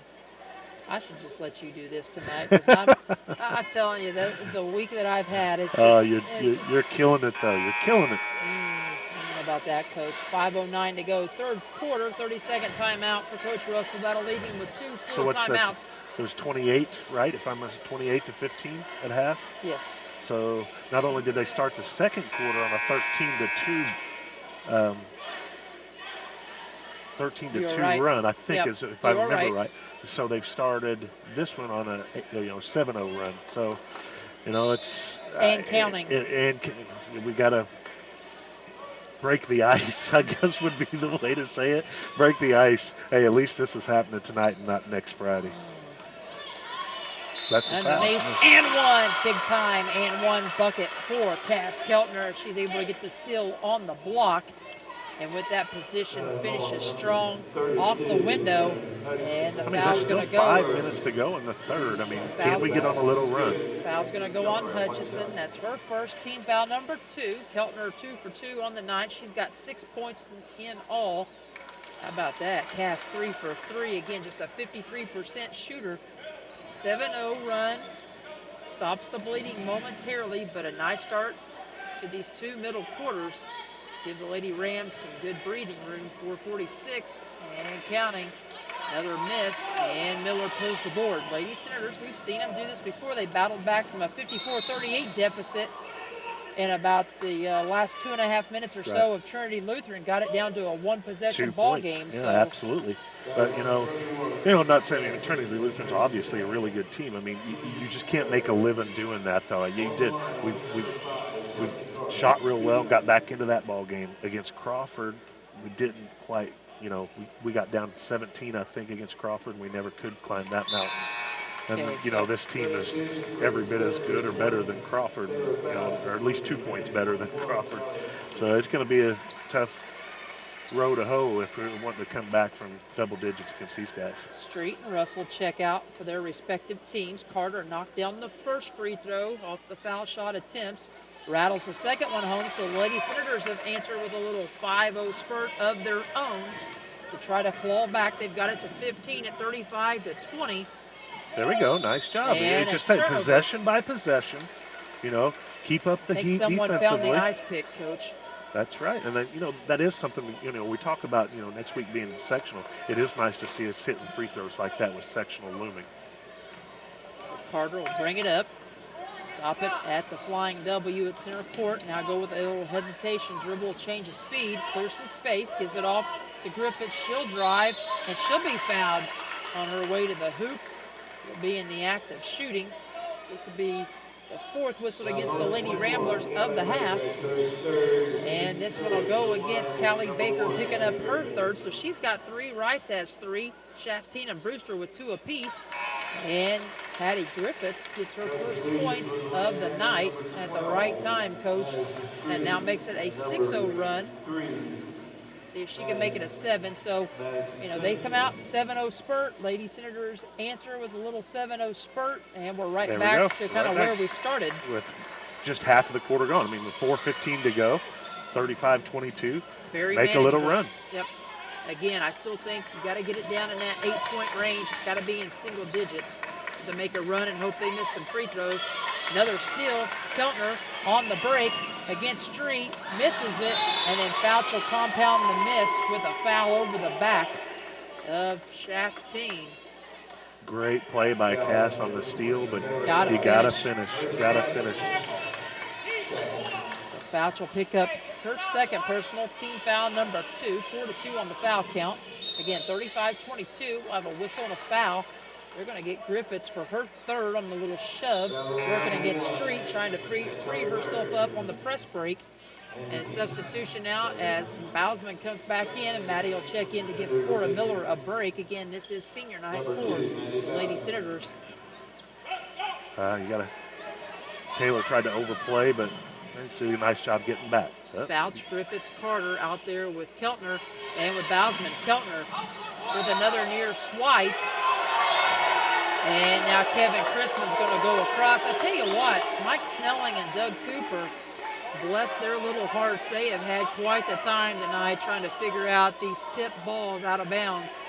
That definitely went off Paoli. Yeah, I was, maybe they need to come over and check the tape. Never mind. Chrisman is going to come to the rescue and fix this. Blankenbaker not happy with it. That's the correct call, though. It is. Absolutely, yes. That's turnover number 5 for the Rams in this quarter. And now, Coach, a chance with a 3. You get it to 10. Now we're in somebody business. could knock down a triple. They may need a timeout. Fouch in the post. Keltner turns, little sky hook. It won't go against Hutchison. Brewster with a strong rebound. They're going to get Fouch with the reach, and I believe this will be team foul number 4. And for Fouch, it is her third. So her and Hattie is still out there working with 3 apiece. We'll see how long Ryan stays on the bench with Miller. And they're going to clear it out and let Brewster get it to mid-court to Cunningham. Now off to Chastain, probably the one you want to have the rock in this situation as she works against Maddie, and here comes Cora off the bench. She'll check in next dead ball. Kick across the floor to Cunningham. Her 3 won't go as Fouch tracks it down in the corner. Lady Senators still in business. We'll see Baker check in with her 3 personals. Next dead ball as well for the Lady Rams. Again, 3 minutes to go, down Carter, 13. 3, left side, bullseye. She gets her first one of the night to go from downtown. She has 9, and we are in business. It is a 35-25 ball game. Lady Senators continue to claw. It's a timeout on the floor for Coach Blankenbaker, his first timeout of the night. Third quarter as he gets after his girls vocally in the timeout with 2:57 to go in the third. A 10-point game. Lady Senators trailing it 35-25. We'll come back with more third quarter action right after this word from one of our sponsors.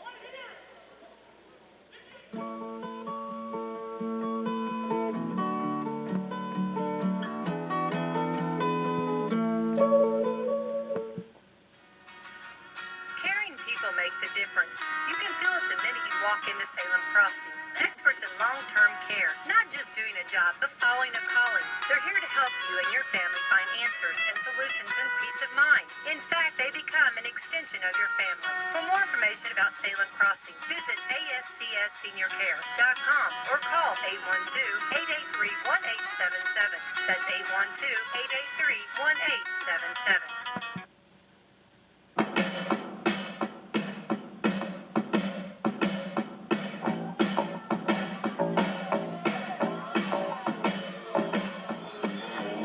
Just like that, after an icy shooting first half, to say the least, just 4 of 30, the Lady Senators have clawed their way back into this one.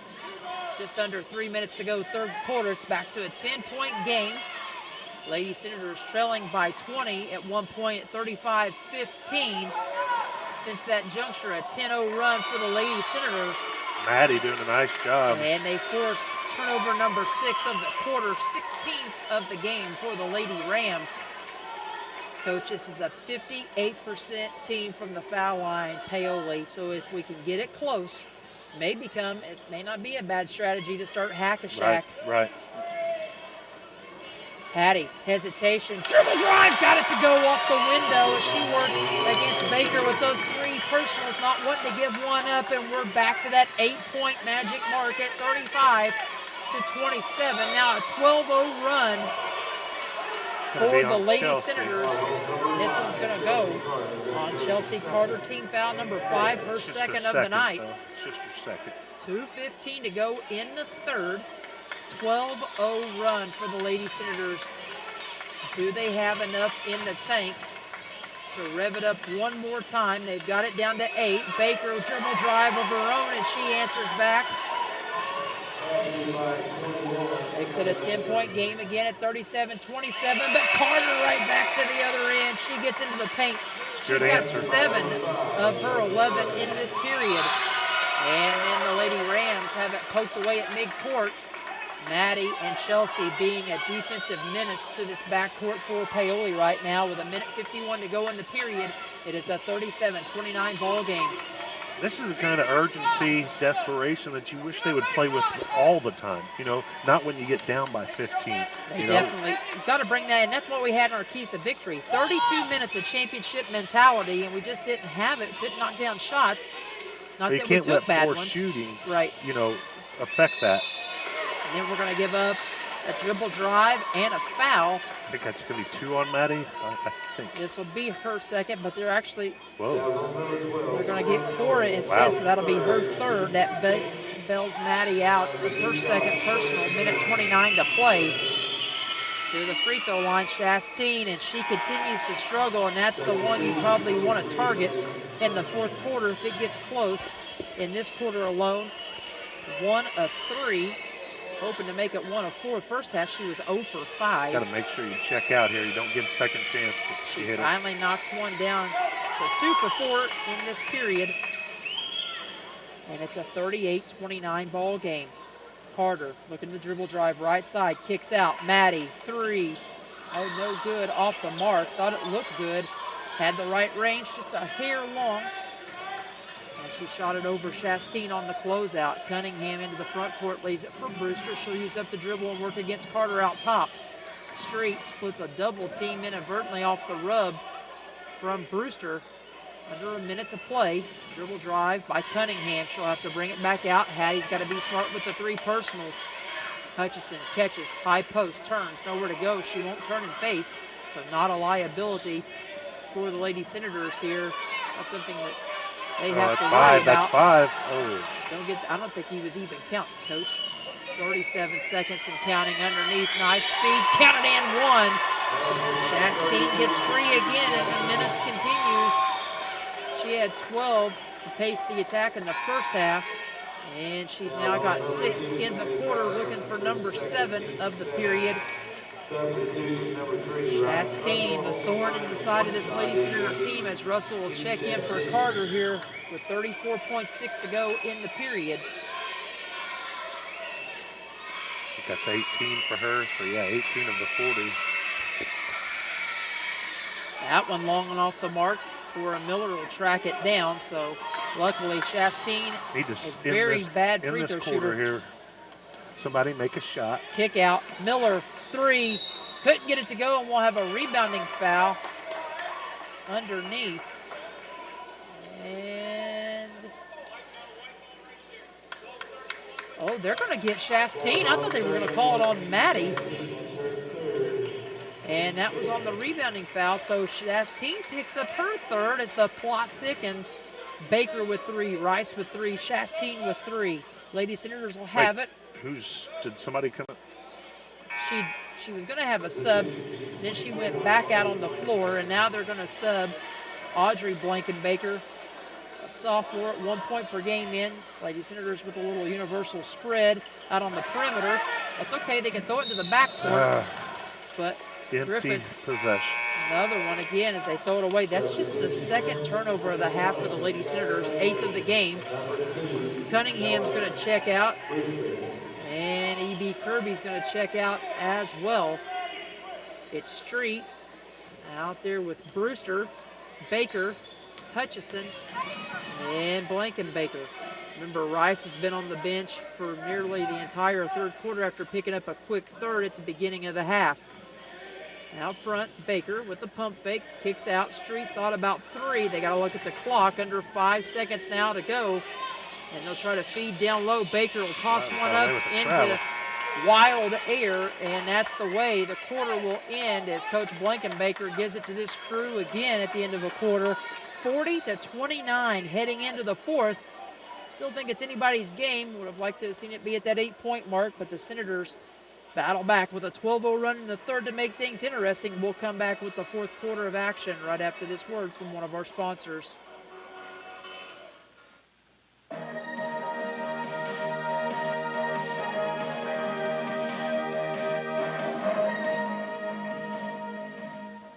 is a place with the helpful hardware, folks. We have 5 kids, and somehow their hands and feet are always on the wall.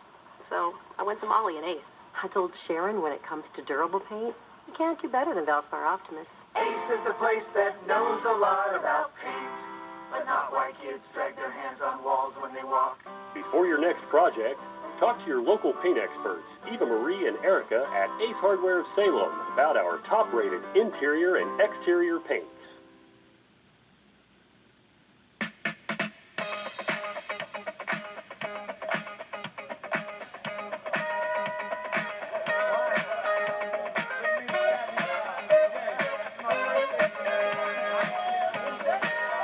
Back to begin the fourth quarter of play. Lady Senators will have it out of the quarter break. Start things off here in the fourth, trailing at 40-29. And Coach, no empty possessions this quarter. Got to have solid effort on the offensive end. You have to be, nearly flawless. Got Maddie posted up right where we want her. They get it to her a little late. Double team comes. She can't split the double team and has it stripped away for turnover number 9. And now to the other end we try to go, but it's going to be a turnover for the Lady Rams as Chastain's whistled for the travel. That is now 17 in the game for the Lady Rams. Yeah, we shot 4 of 13 in that That's quarter. Better than 4 of 30, 4 I of believe. 30 in the first half. Check the math. Man, sometimes you wish you had the Wayback Machine. No kidding. Hattie Griffiths blows by the defender, misses another wide open layup, and now a rebounding foul. And this one, if it's on Miller, will be her 4th. How many times are we going to blow a layup, Coach? Oh, boy. That is the 4th against Cora Miller. So Cass Keltner will check in. We'll walk to the other end because that is team foul number 8 whistled against the Lady Senators. And the Lady Rams sitting on 5 personal, so still got 1 to give as Miller checks out. 29 seconds into this fourth quarter of play. And to the other end goes Bella Brewster, the junior, at 7.5 points per game. She's 20 of 30 coming into tonight for just 67%. That one rattles in and out, no good. Another empty trip to the stripe for the Lady Rams. Carter, 3, bingo! Nothing but street music for Carter, and we need her to to come to life in the biggest of ways from downtown. It is an 8-point game again at 40-32. Big stop here, a big stop. Underneath, Rice back in against Bousman. Forced it, couldn't get it to go. Patty Griffiths, 2-on-2 break with Keltner, leaves it off to Cash. She'll take it up, goes off the window for 2 more. Keltner with 5.5, 9 in the ball game. Down to 40-34. Hang on to your seats. Lady Senators have some unfinished business. Street, dribble drive, nowhere to go. To Rice, they go down low. She misses another one. Bousman fouled. Get on the To floor. the floor. Carter knocked down. Boy, I thought Maddie got hammered, but Coach Bousman wanted the foul, did not get it. Most of the Senator faithful wanted one, but Coach Russell likes the effort. It's a full time, check that, a 30-second timeout for Coach Blankenbaker and his group. 6:38 to play. Can you give this guy like a Valium or something? Because he's going to stroke out on us. I don't know if you saw it or not, but he's actually right. He absolutely is right, but I'm worried because when you start to see more than one vein pop out of his neck, it's time to... You are right. You are absolutely right, but you're going to stroke out, man, before this thing's over. Okay, 6:38. I guess that went in one ear and out the other because he's right back on these guys again. They didn't have any control. I'm not too sure the officials have brought their championship mentality to this one because they have been on the struggle bus from get-go. Rice off the bench with those 3 personals, trying to play it safe. Carter pokes one away. Rice starts the quarter 0 for 2 at point-blank range as Maddie is able to wall her up on both trips. Minute and a half gone by in the fourth, 6-point ball game. Maddie's physical play has kind of frustrated her a little bit. That's the same kind of play she's got to bring against Hackman and Janes if they make it to championship Saturday against Trinity Lutheran. And Chrisman's going to call a personal on Maddie.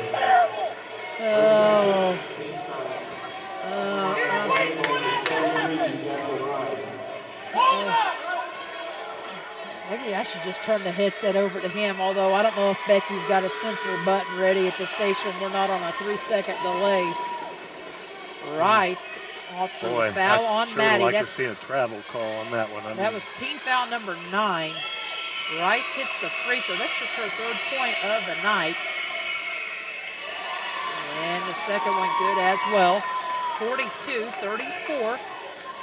Back to the other end. Hattie nowhere to go. Leaves it off for Bousman. She turns, has her shot blocked. And then a travel by Chastain. Turnover number 8 of the half. 18 now in the game.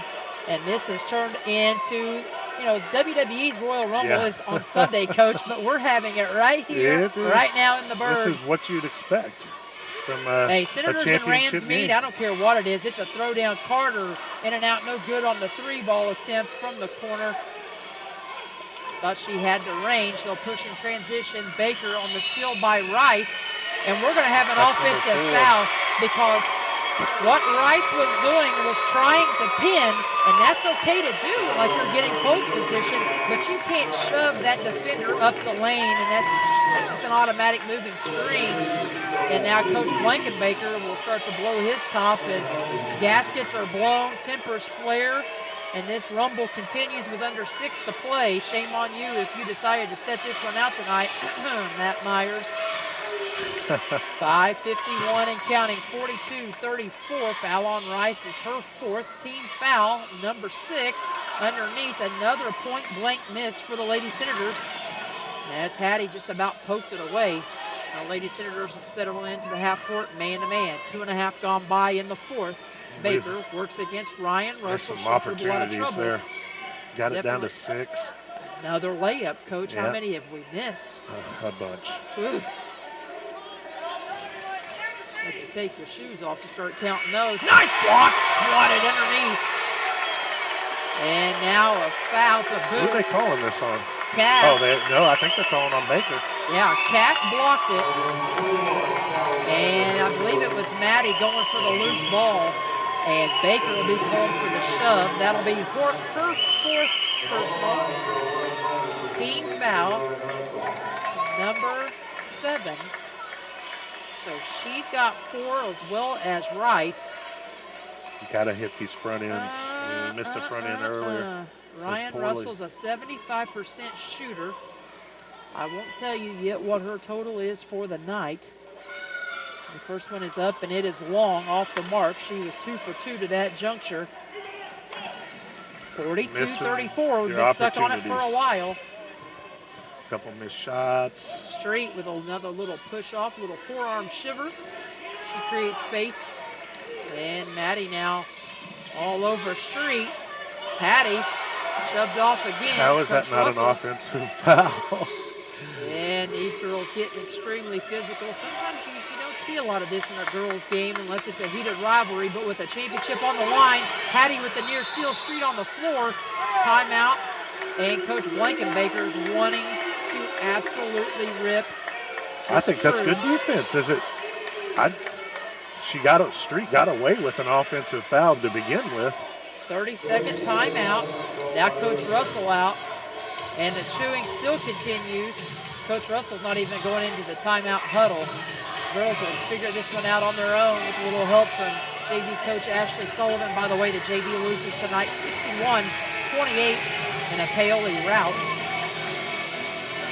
Coach Blankenbaker has 2 full timeouts as well as Coach Russell. This one at the 4:43 mark. Let's pause 10 seconds for station identification.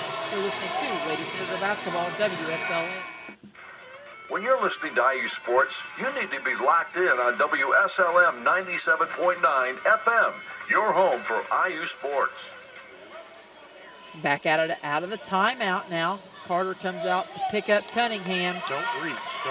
And Maddie going for a foul, and she's going to cause a travel, and Blankenbaker, he has been all over this crew, and now he's going to chew on Kevin in the back.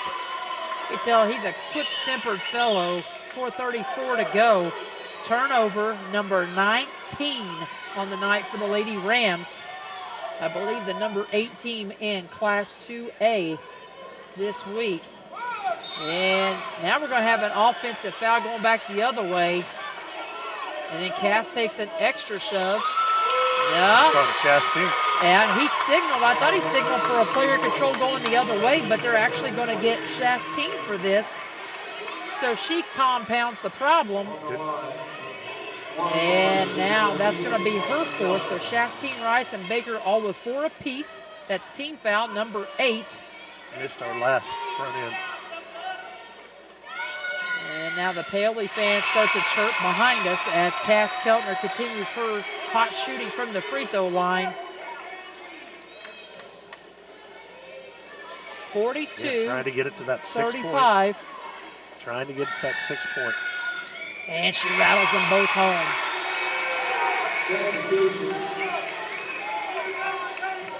I think it should be 42-36, right? It should be. Yeah, they just changed it. 6-point ball game. 4:17 to go. This is a Lee Corso not so fast, my friend. No kidding, but we're going to have a foul out front. With a sarcastic clap from the Paoli faithful. That'll be number 4 on Hattie Griffiths, team foul number 10.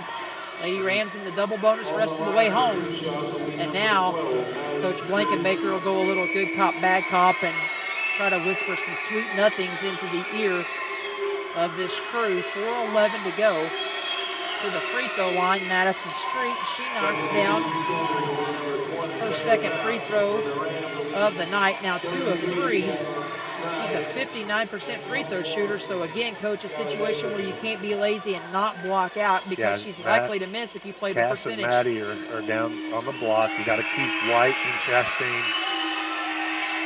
Street, second one rattles it home. So clutch free throws for Street. Plenty Drives of time it back now. up to 8. Halfway home in the 4th. Plenty of time to go. Got to run your offense, get a good shot. Carter with it out front against Baker to Fouch. They look at Maddie in the post. They won't give it to her. Now they will. They'll bring the double team. Turnaround jumper for Maddie. Rattles home. Got the friendly bounce off the iron. She's got 7. Her first points of the half, and it's 44-38. If I could read, that would help. 3:41 and counting. Cunningham out front. Dribble handoff to Street. Gonna maybe have to trap out of that a little bit on the dribble handoff. Cross court to Baker. She'll take a high dribble, feed down low in the post. and Cass knocks it away, and it's actually deflected off of Rice. That's the 10th turnover now. Looked like Cass was going for the steal, but I don't think she actually got a piece of it. I think it was just a throwaway. Sure looked like she touched it. May have grazed her, but if it did, it was last touch, though, like I said, by Rice. Here's a chance we can get an under 6. I think this might be the first time. 3 gets it to a 1-possession ball game. Lady Senators, though, nearly turn it over. It'll stay on this end as Cunningham had the quick poke away, playing the passing lane against Russell.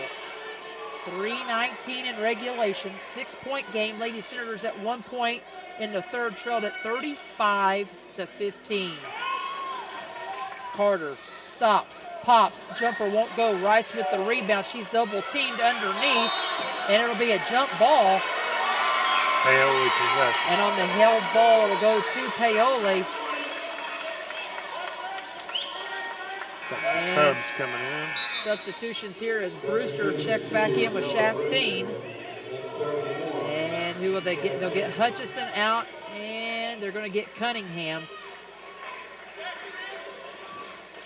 So Brewster again back in with Chastain, also with Rice, Street, and Baker, the original 5 for the Lady Rams. Lady Senators rolling now with Carter, Fouch, Russell, Bausman, and Keltner. 3 minutes to go in this one.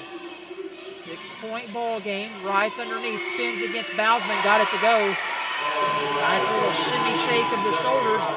Is able to spin and get free baseline. 46-38. Russell with the drive, has the runner blocked. Maddie gets it. Cass got it on the offensive rebound and put back. She's got 6 in the period. Back to a 6-point game. Can't trade buckets. Going to have to come up with another big stop here. 2:37 at some point. They throw it away. Got a deflection, and it'll be last touch by the Lady Rams. That is 21 turnovers for a top 10 team in 2A on the road. You just don't see that very much with a good quality team like Paoli is. Both teams pretty young. We're playing pretty well defensively. You know, Chastain kind of had her way in the first half down on the block, but other than that, we played pretty well defensively. It's just that 4 of 30 start. 6-point game. Maddie turns, works against Rice, puts it up, and gets it off the glass for 2 more. With a little smooch, she's got 9 on the night. Kisses it off the window. 46-42. They can keep playing D here. Cassidy knocks it away on the steal as they tried to feed Hutchison. Turnover number 22 in transition. Fouch tried to feed it into the post. She gives it right back for turnover number 10 on the night for the Lady Senators. That was a big play. That was a big play. That may be the one that we come back to. And now we'll have a foul out front. This one will go against Russell. And for Ryan, that'll be her second one of the night. Could have got it to 1 possession on that steal.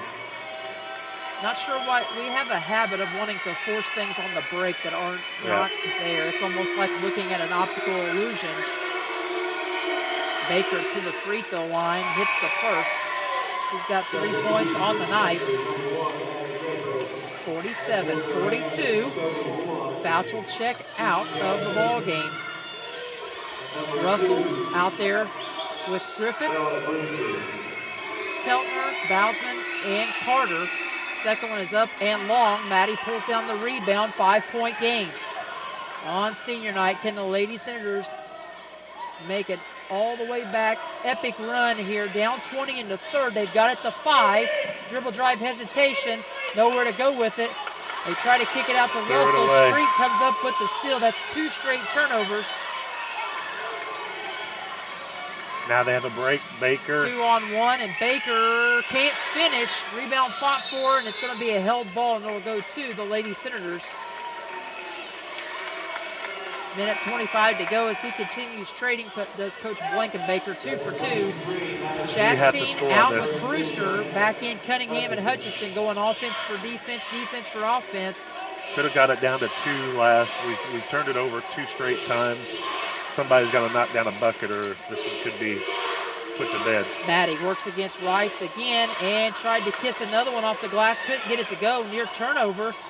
And the Rams get it out of trouble. We may have to start thinking about it now. Going to have to start dropping the hammer. We may have but you got to decide who you're going to foul. You got to know your scouting report here.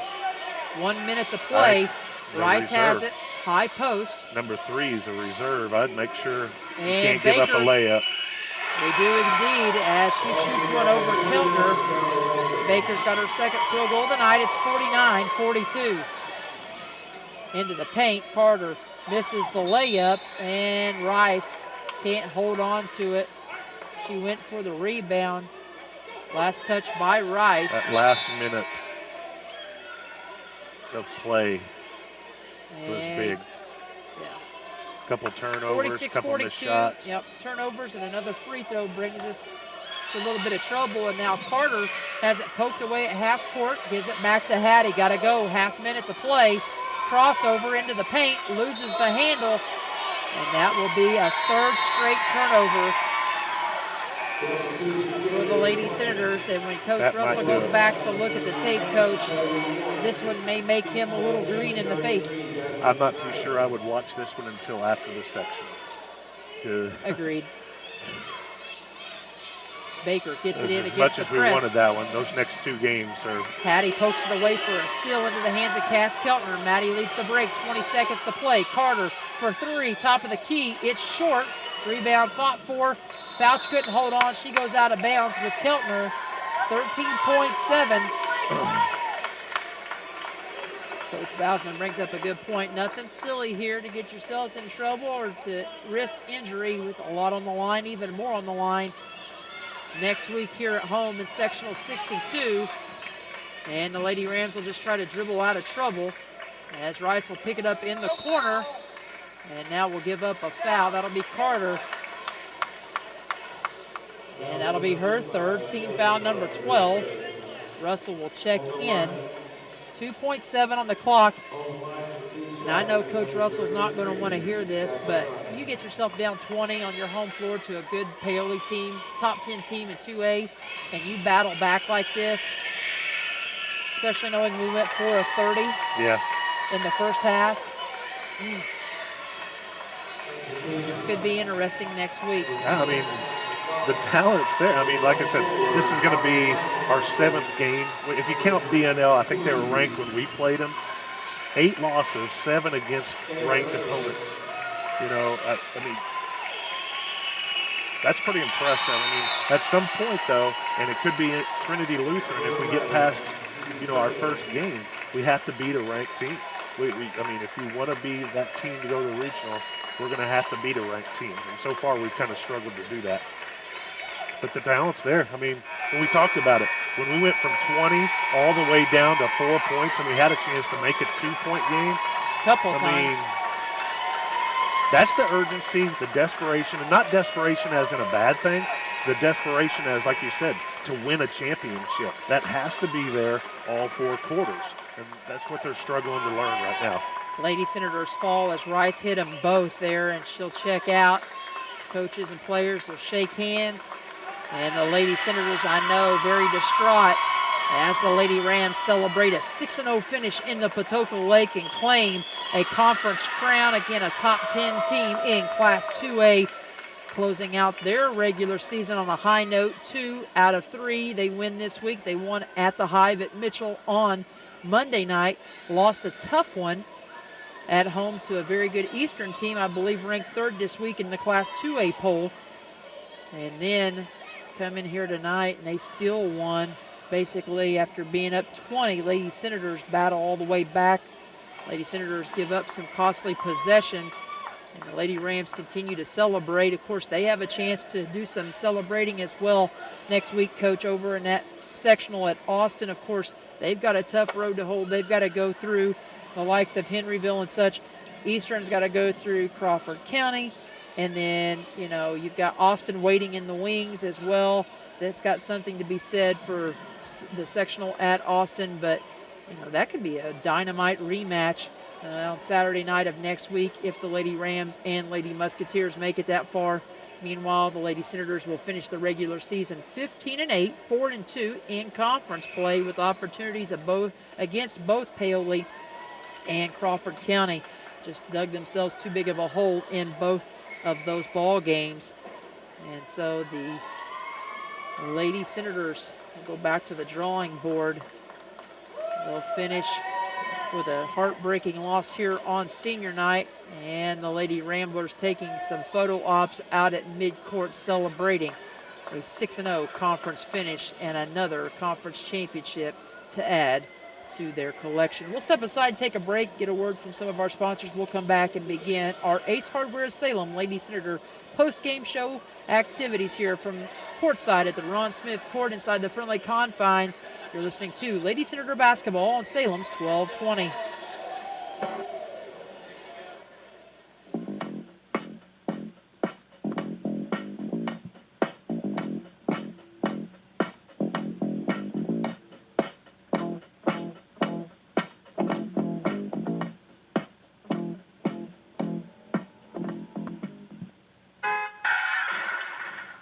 Yeah, hello, police.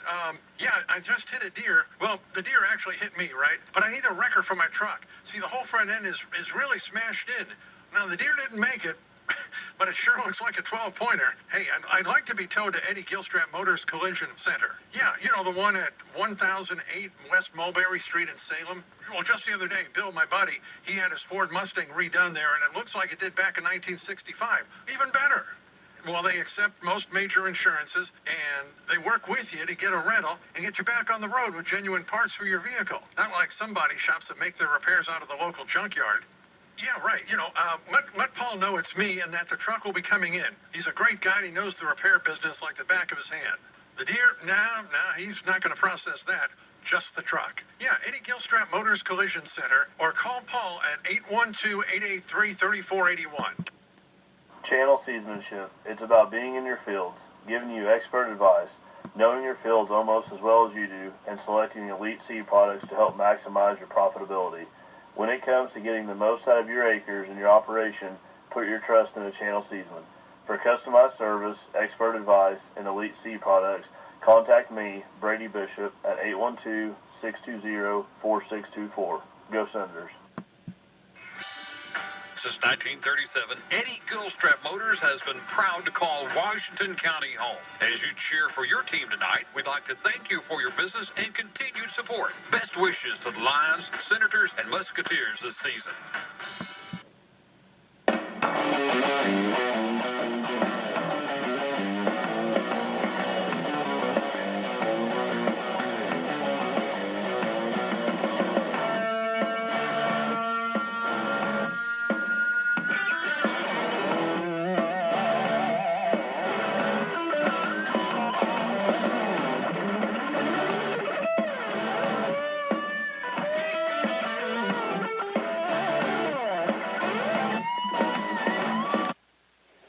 Back here courtside at the Ron Smith Court, Lady Rams continue to celebrate out on the floor an outright PLAC title as they get the job done here on the road tonight. Again, finishing their regular season at 19-5, obviously one of the favorites. And if you remember, after kind of getting bounced a little bit and pretty hard by Eastern in the regular season over at Eastern last year, Lady Rams actually really made noise in that sectional and could have very easily come out of that thing and possibly been playing in Banker's Life instead of the Lady Musketeers. But they win here tonight again. They go 2 of 3 on the week, winning at Mitchell and here in the friendly confines. So 2 big road wins, a tough loss on senior night, all results in a 19-5 finish for the Lady Rams. Lady Senators, meanwhile, finished the week 1-1. As they get the split, they went on the road at Borden in a blowout on Tuesday night, and then here tonight fall in a heartbreaker. But again, can't say enough about the effort of this team. You know, you look at the turnover discrepancy, you look at the free throws for each of these teams, and you just think, what if? What if we're not 4 of 30 in the first half? What if we shoot 40%? Which, you know, is around our average. I mean, we shoot at 42% from 2-point, or 42% from 2-point range, 27% from 3 on the year. If we hit those averages, just our season averages in the first half, you're probably looking at a little bit different celebration. It's a different outcome. I mean, and sometimes, I mean, fans especially, I mean, you know, they're not sitting there keeping stats the whole time. You think, man, if we just could have hit that one shot or not thrown it away there at the end. But like you said, if we hit 4 more shots in the first half, that isn't as big a deal, you know. Yeah. So I mean, and how many of them? People Again, forget. and I hate to beat a dead horse. How many of them, Coach, were layups? Oh, just a bunch of them. We may have to start statting that a little bit. How many are just blown layups? Sometimes people forget that some of those plays and missed shots in the first quarter, beginning of second quarter, are just as important as finishing up. I mean, hopefully we got that one out of our system, though, because obviously, I mean, Crothersville just beat New Wash bad this week. I mean, it was. New Wash beat us and Trinity Lutheran. Right. And I was going to say, you can't just think, well, we're automatically going to play Lutheran in the sectional final. We better be ready to play that first game. So, and this is another. We've said it a few different times with the boys, and I think you mentioned it with the girls too. You can't let Paoli beat you twice here in this next week, because we can't let Paoli this game beat us next Friday in the sectional. Because now, I mean, yeah, this one's going to sting, but we also in the back of our mind, we're playing next Friday. Sure. We're playing next Saturday for a sectional championship if we play well. But you get beat Friday, you go home. It's one and done now. Yeah. Let's step aside, get a word in from John Jones, GM City, which brought you our pregame show coverage tonight. We owe them another sponsor spot, so we'll take time to do that. When we come back, we'll be joined by Lady Senator head coach, Mr. Darren Russell, back with more right after this.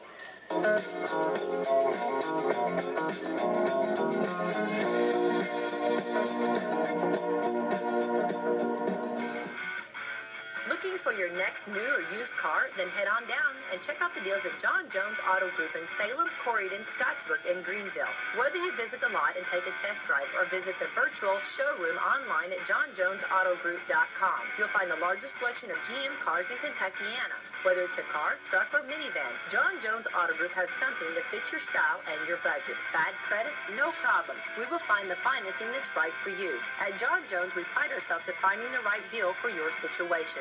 Call or visit today, 1-800-473-5546, or go online at johnjonesautogroup.com and check us out on Facebook and Twitter too. John Jones Auto Group, the largest dealer in southern Indiana, serving Salem, Corydon, Scottsburg, Greenville. You see so many because they paid so little.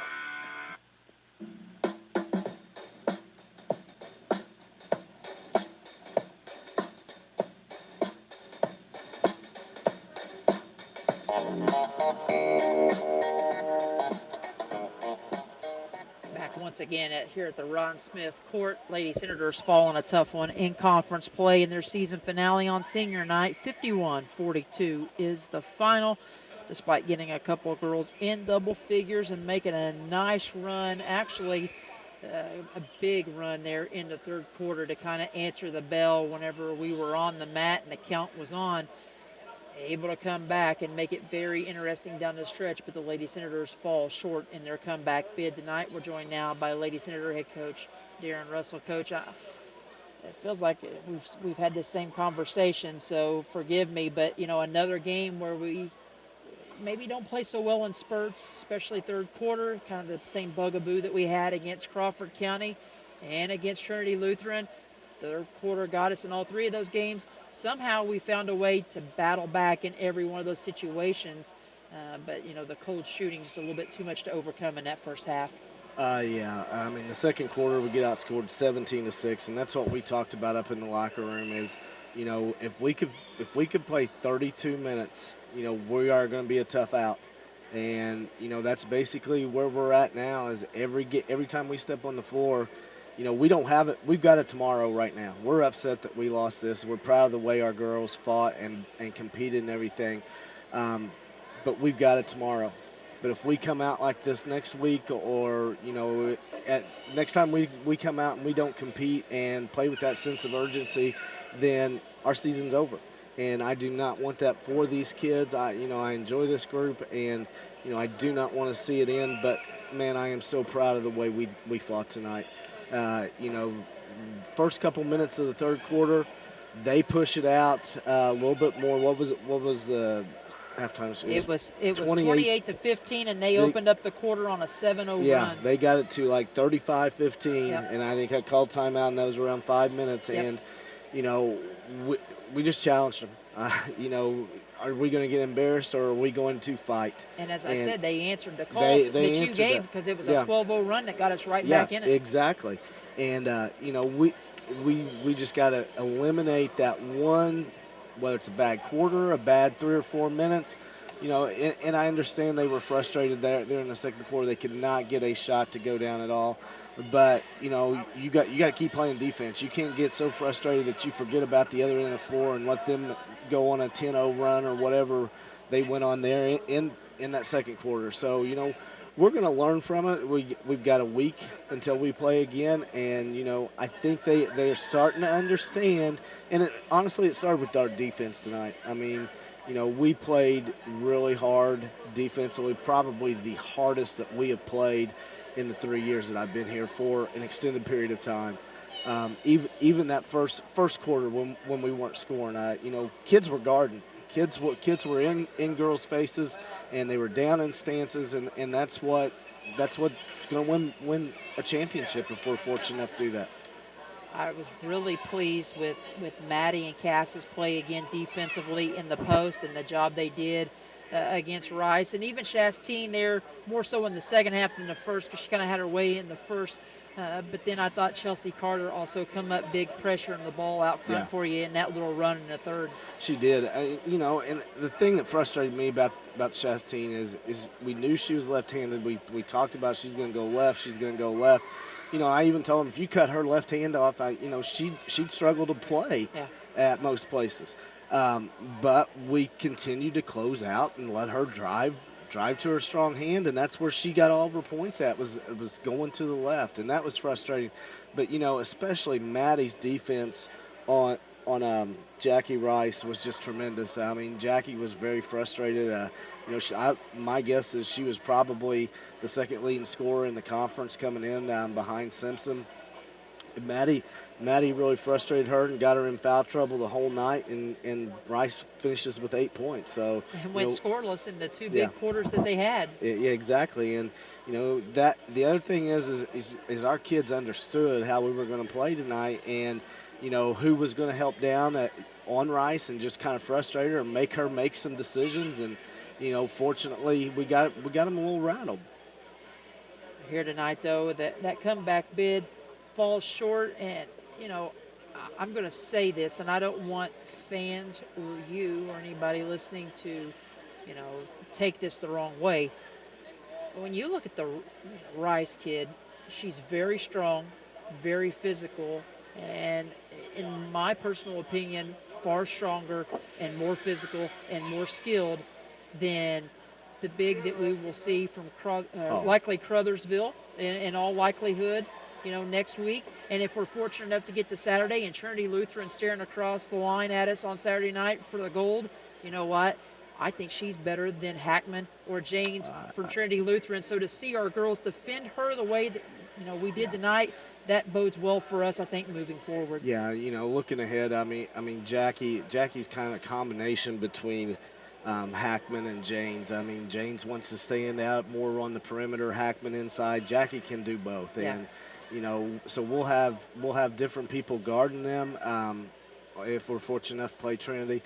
But you know, you're right. I mean, this was the best post player we will see for the remainder of the year, and I felt like we did a really good job on her.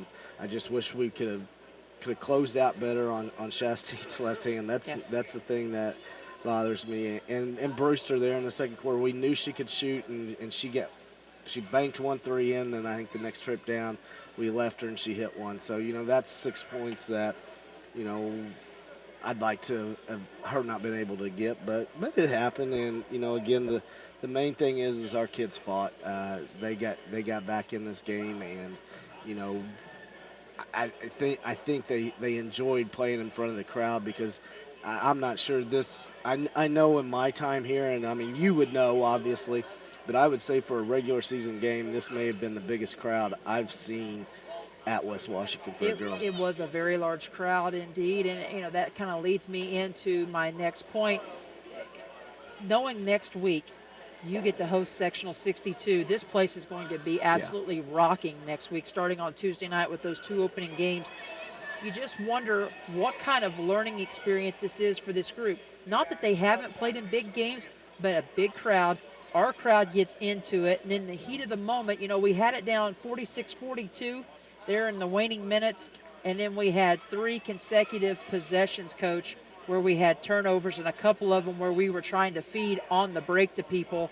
And so, you just wonder how much of that was the girls getting caught up in the moment and not of course intentionally trying to throw it away, but feeding off the crowd almost too much. It's one of those learning experiences where they can kind of come into this and say, you know what, we got to be able to gauge our emotions a little bit versus what's actually available on the break. Exactly, and that's why I like this tonight. And that's why I told them is this is getting you ready for sectional. We think tonight's loud, and it was for a regular season game. It was amazing, but next week's going to be 10 times louder. So they've got that experience, and also I told them, I said, you come out here and you play hard, and you compete against a really, really good Paoli team this second half. I said, these people every one of them will come back, and this gym will be packed on Friday night. But I said, if you come out here and quit, I said that, there's a chance that we're not going to have the home court advantage, which, I know we're going to, but they didn't need to know that. So, they. Well, and you got to give credit to teams like, likely at Crothersville, when you look at their matchup on Tuesday night, likely be Crothersville back here on Friday night for your semifinal matchup. And Crothersville, of course, still riding high off of last year's first ever school sectional title in any sport. So I'm sure they'll have a big crowd here. What kind of crowd Trinity Lutheran will bring. They've got the other bye on Friday night. So, again, a good learning experience. But, your team falls short, but there's a lot to build off of in that comeback effort. Yeah, I feel a lot better sitting here now than I did at halftime. Because, as you said, we came out and we fought and we competed, and we didn't quit, and that's the name of the game, and that's what I'm proud of the girls for. Back to the drawing board, a week to prepare and be able to scout on Tuesday night. Coach, we wish you all the best of luck in your preparation and can't wait to get Sectional 62 started next week. All right, we'll be here Tuesday night watching. Thank you very much. Coach Russell joins us on our Lady Senator post-game show, brought to you by Ace Hardware of Salem. Be sure to stop in and check out their January bargains of the month. Let's run down tonight's scoring first for the Lady Rams, again finishing the year 19-5, 6-0 in conference play as they claim the outright conference crown.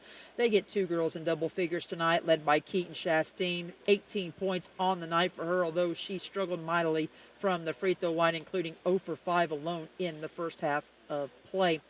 They get 12 from Bella Brewster, 10 of those 12 coming in that second quarter spurt, where she actually sparked a 13-2 team run out of the gate in that second quarter of play. She had 8 of those 13 points.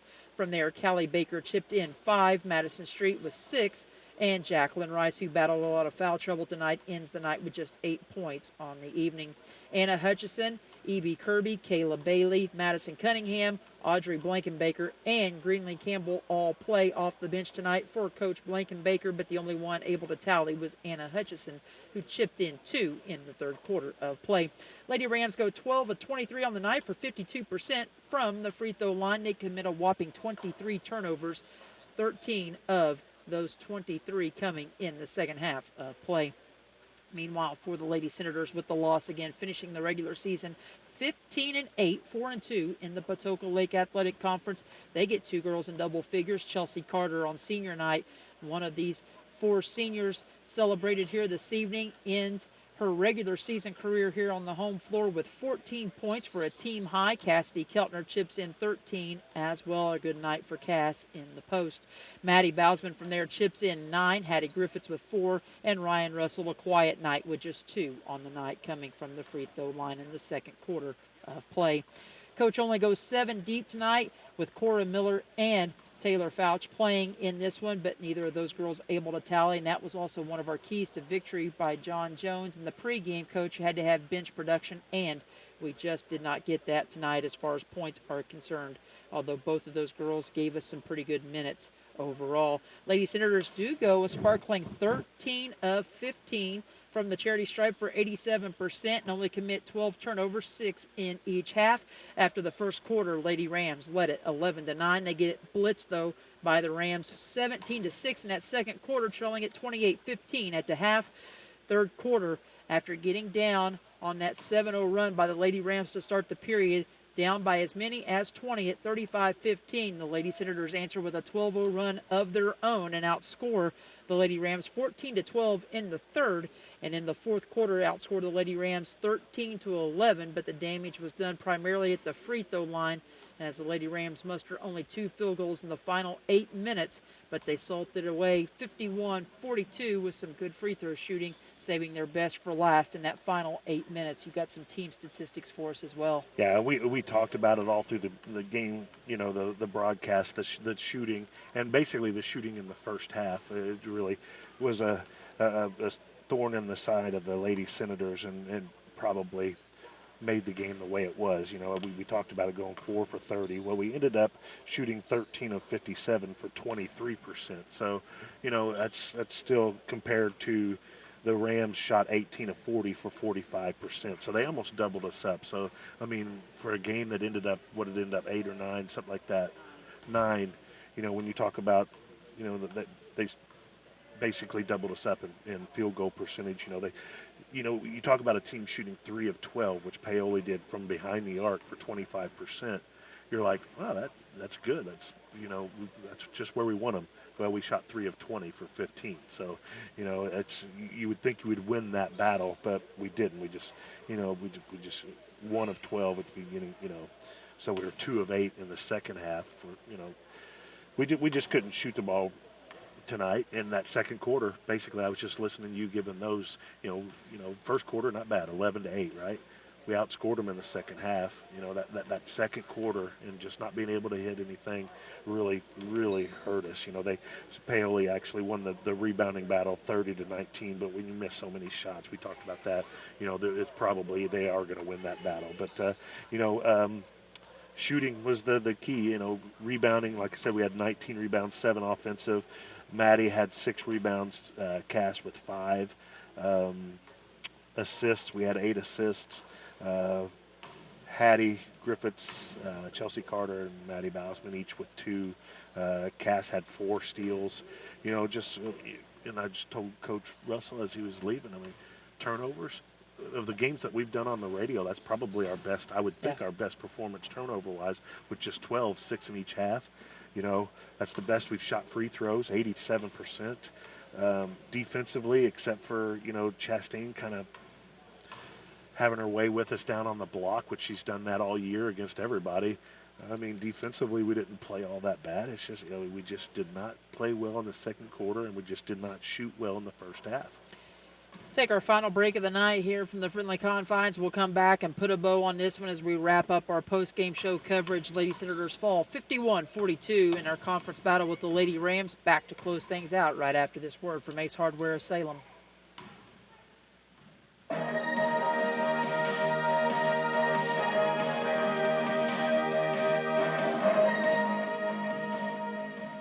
Ace is a place with the helpful hardware, folks.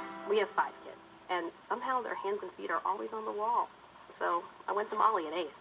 I told Sharon when it comes to durable paint, you can't do better than Valspar Optimus. Ace is the place that knows a lot about paint, but not why kids drag their hands on walls when they walk.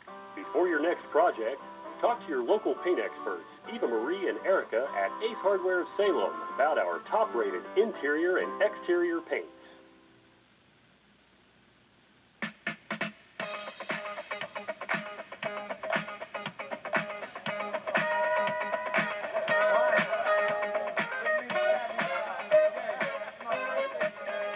Back for the final time here at the Ron Smith Court. Lady Senators again fall on a heartbreaker, 51-42. The final. Coach, no time to cry over spilled milk, though. I know they gave away a title opportunity here tonight, a chance to get a 3-way split.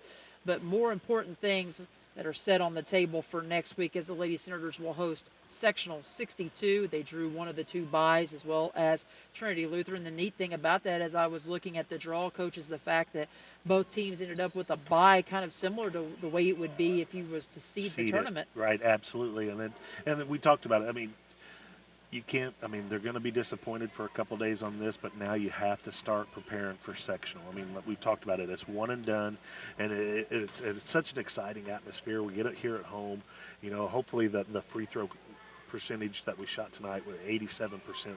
You know, that seems to have been, of the games that we've done on radio, it seems to just rise and rise and rise. Hopefully that gives us an advantage. You know, it's going to be a fun sectional. You can't overlook, like I said, Crothersville.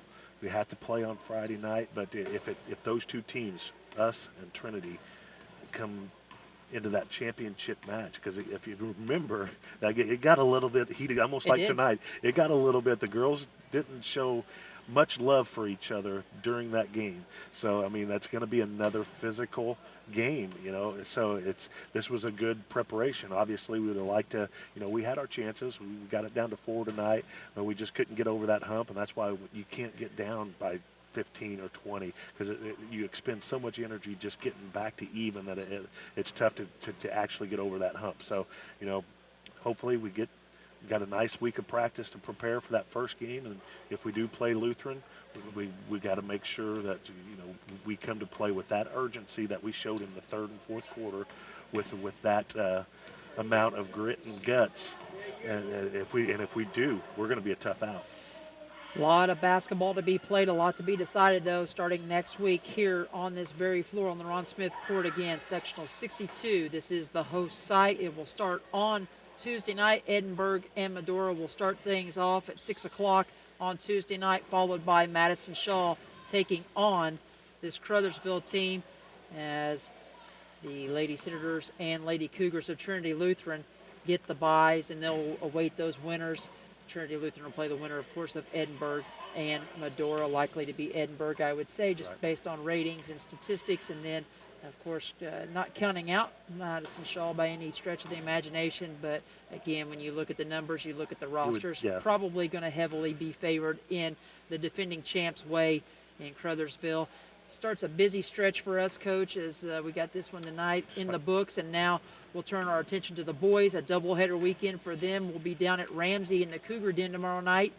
Get to see the D Train, David Deaton and Greg Deaton. Get to catch up with the Deaton guys, and then Saturday night we'll be right back here as the Senators will take on Jonathan May's young Mustangs from New Wash in a rematch of a game you saw in the holiday tourney over at Springs Valley, where the Senators were able to romp by about 30 over Jonathan May's club, exacting a little revenge from that tough and salty loss in the regional last year up at Lagodi. And then next week, we'll have a busy week as well. We'll have 4 games in 3 days again. Are you ready for that again? Another mini marathon. What was that, a few weeks ago? We did the same thing. We're right back on the boat, and we're going to do it again. It'll start on Tuesday night. Of course, we won't have any coverage of the 2 games, but we'll be here to watch. And then on Thursday night, we'll kickstart our long weekend of coverage. Again, 4 games in 3 days. We'll be here as the boys take on Crawford County in a Thursday night matchup during girls sectional week. Friday night, the girls will be in action in semifinal number 1, actually, I believe, as they will take on that winner of Madison Shaw and Crothersville. Then on Saturday afternoon next week, the boys will be in a Saturday afternoon matinee here against the Scottsburg Warriors, who we picked up this year on the schedule, and then hopefully be back with you here again in the friendly confines later on that night for a championship matchup that hopefully sees this Lady Senator club very hungry after a disappointing loss in the championship and over the doghouse to Crothersville. Everybody will be rooting for that Sunday. Everybody will be rooting for the Philadelphia Eagles, right? Including me, yes, yes. Don't let the Griffiths hear that, because I know Lexia one is a huge Patriots fan. I don't know if they all are or not, but we won't tell her. There you go. We'll see you tomorrow night at the Cougars Den. Absolutely. Here tonight, Lady Senators get 2 girls again in double figures, but it cannot withstand the strong performance of Keaton Chastain's 18 and Bella Brewster's 12 as the Lady Rams prevail here on senior night for the Lady Senators and spoil the activities. But again, much next week, and the Lady Senators have to quickly turn their sides to that. As always, we want to thank our many sponsors that bring this and every broadcast of Lady Senator and Senator basketball to you here on Salem's 1220. Those sponsors, one more time, include John Jones GM City, our pregame show sponsor all season long. Eddie Gilstrap Motors bringing you the Senator and Lady Senator halftime report. And Ace Hardware of Salem bringing you the post-game show coverage all season long here on Salem's 1220, as well as Marie Lowry and the gang at McDonald's on South Main Street in Salem, Salem Walmart, as well as Salem Crossing, Meadowview Healthcare, and Brady Bishop and Channel Seeds, all great sponsors all season long. Don't forget to let those sponsors know how much they are truly appreciated, because without their generous support, Coach Gibson and I cannot do the job we love each night the Senators are in action. Again, programming reminder, we'll be back on the airwaves tomorrow night. I believe it's homecoming for the Cougars, so it might be a little bit later start, maybe around a 7:15 or 7:20 pregame start on the AM dial, as the Senators travel down to Ramsey to take on the Cougars, and then back here on Saturday night to take on the Mustangs of New Washington. For our studio engineer and producer back at the station tonight, and Ms. Becky White, a great job as always. For my sidekick and broadcast partner, Coach Mark Gibson, and for our live stream video operator, Craig Akers, this is Misty Jones saying so long and good night from the friendly confines of Dr. T. Clementire Gymnasium, where the Lady Senators fall on a heartbreaker on senior night, and their upset bid comes up short after being down as many as 20 in the third quarter as they fall to the Lady Rams 51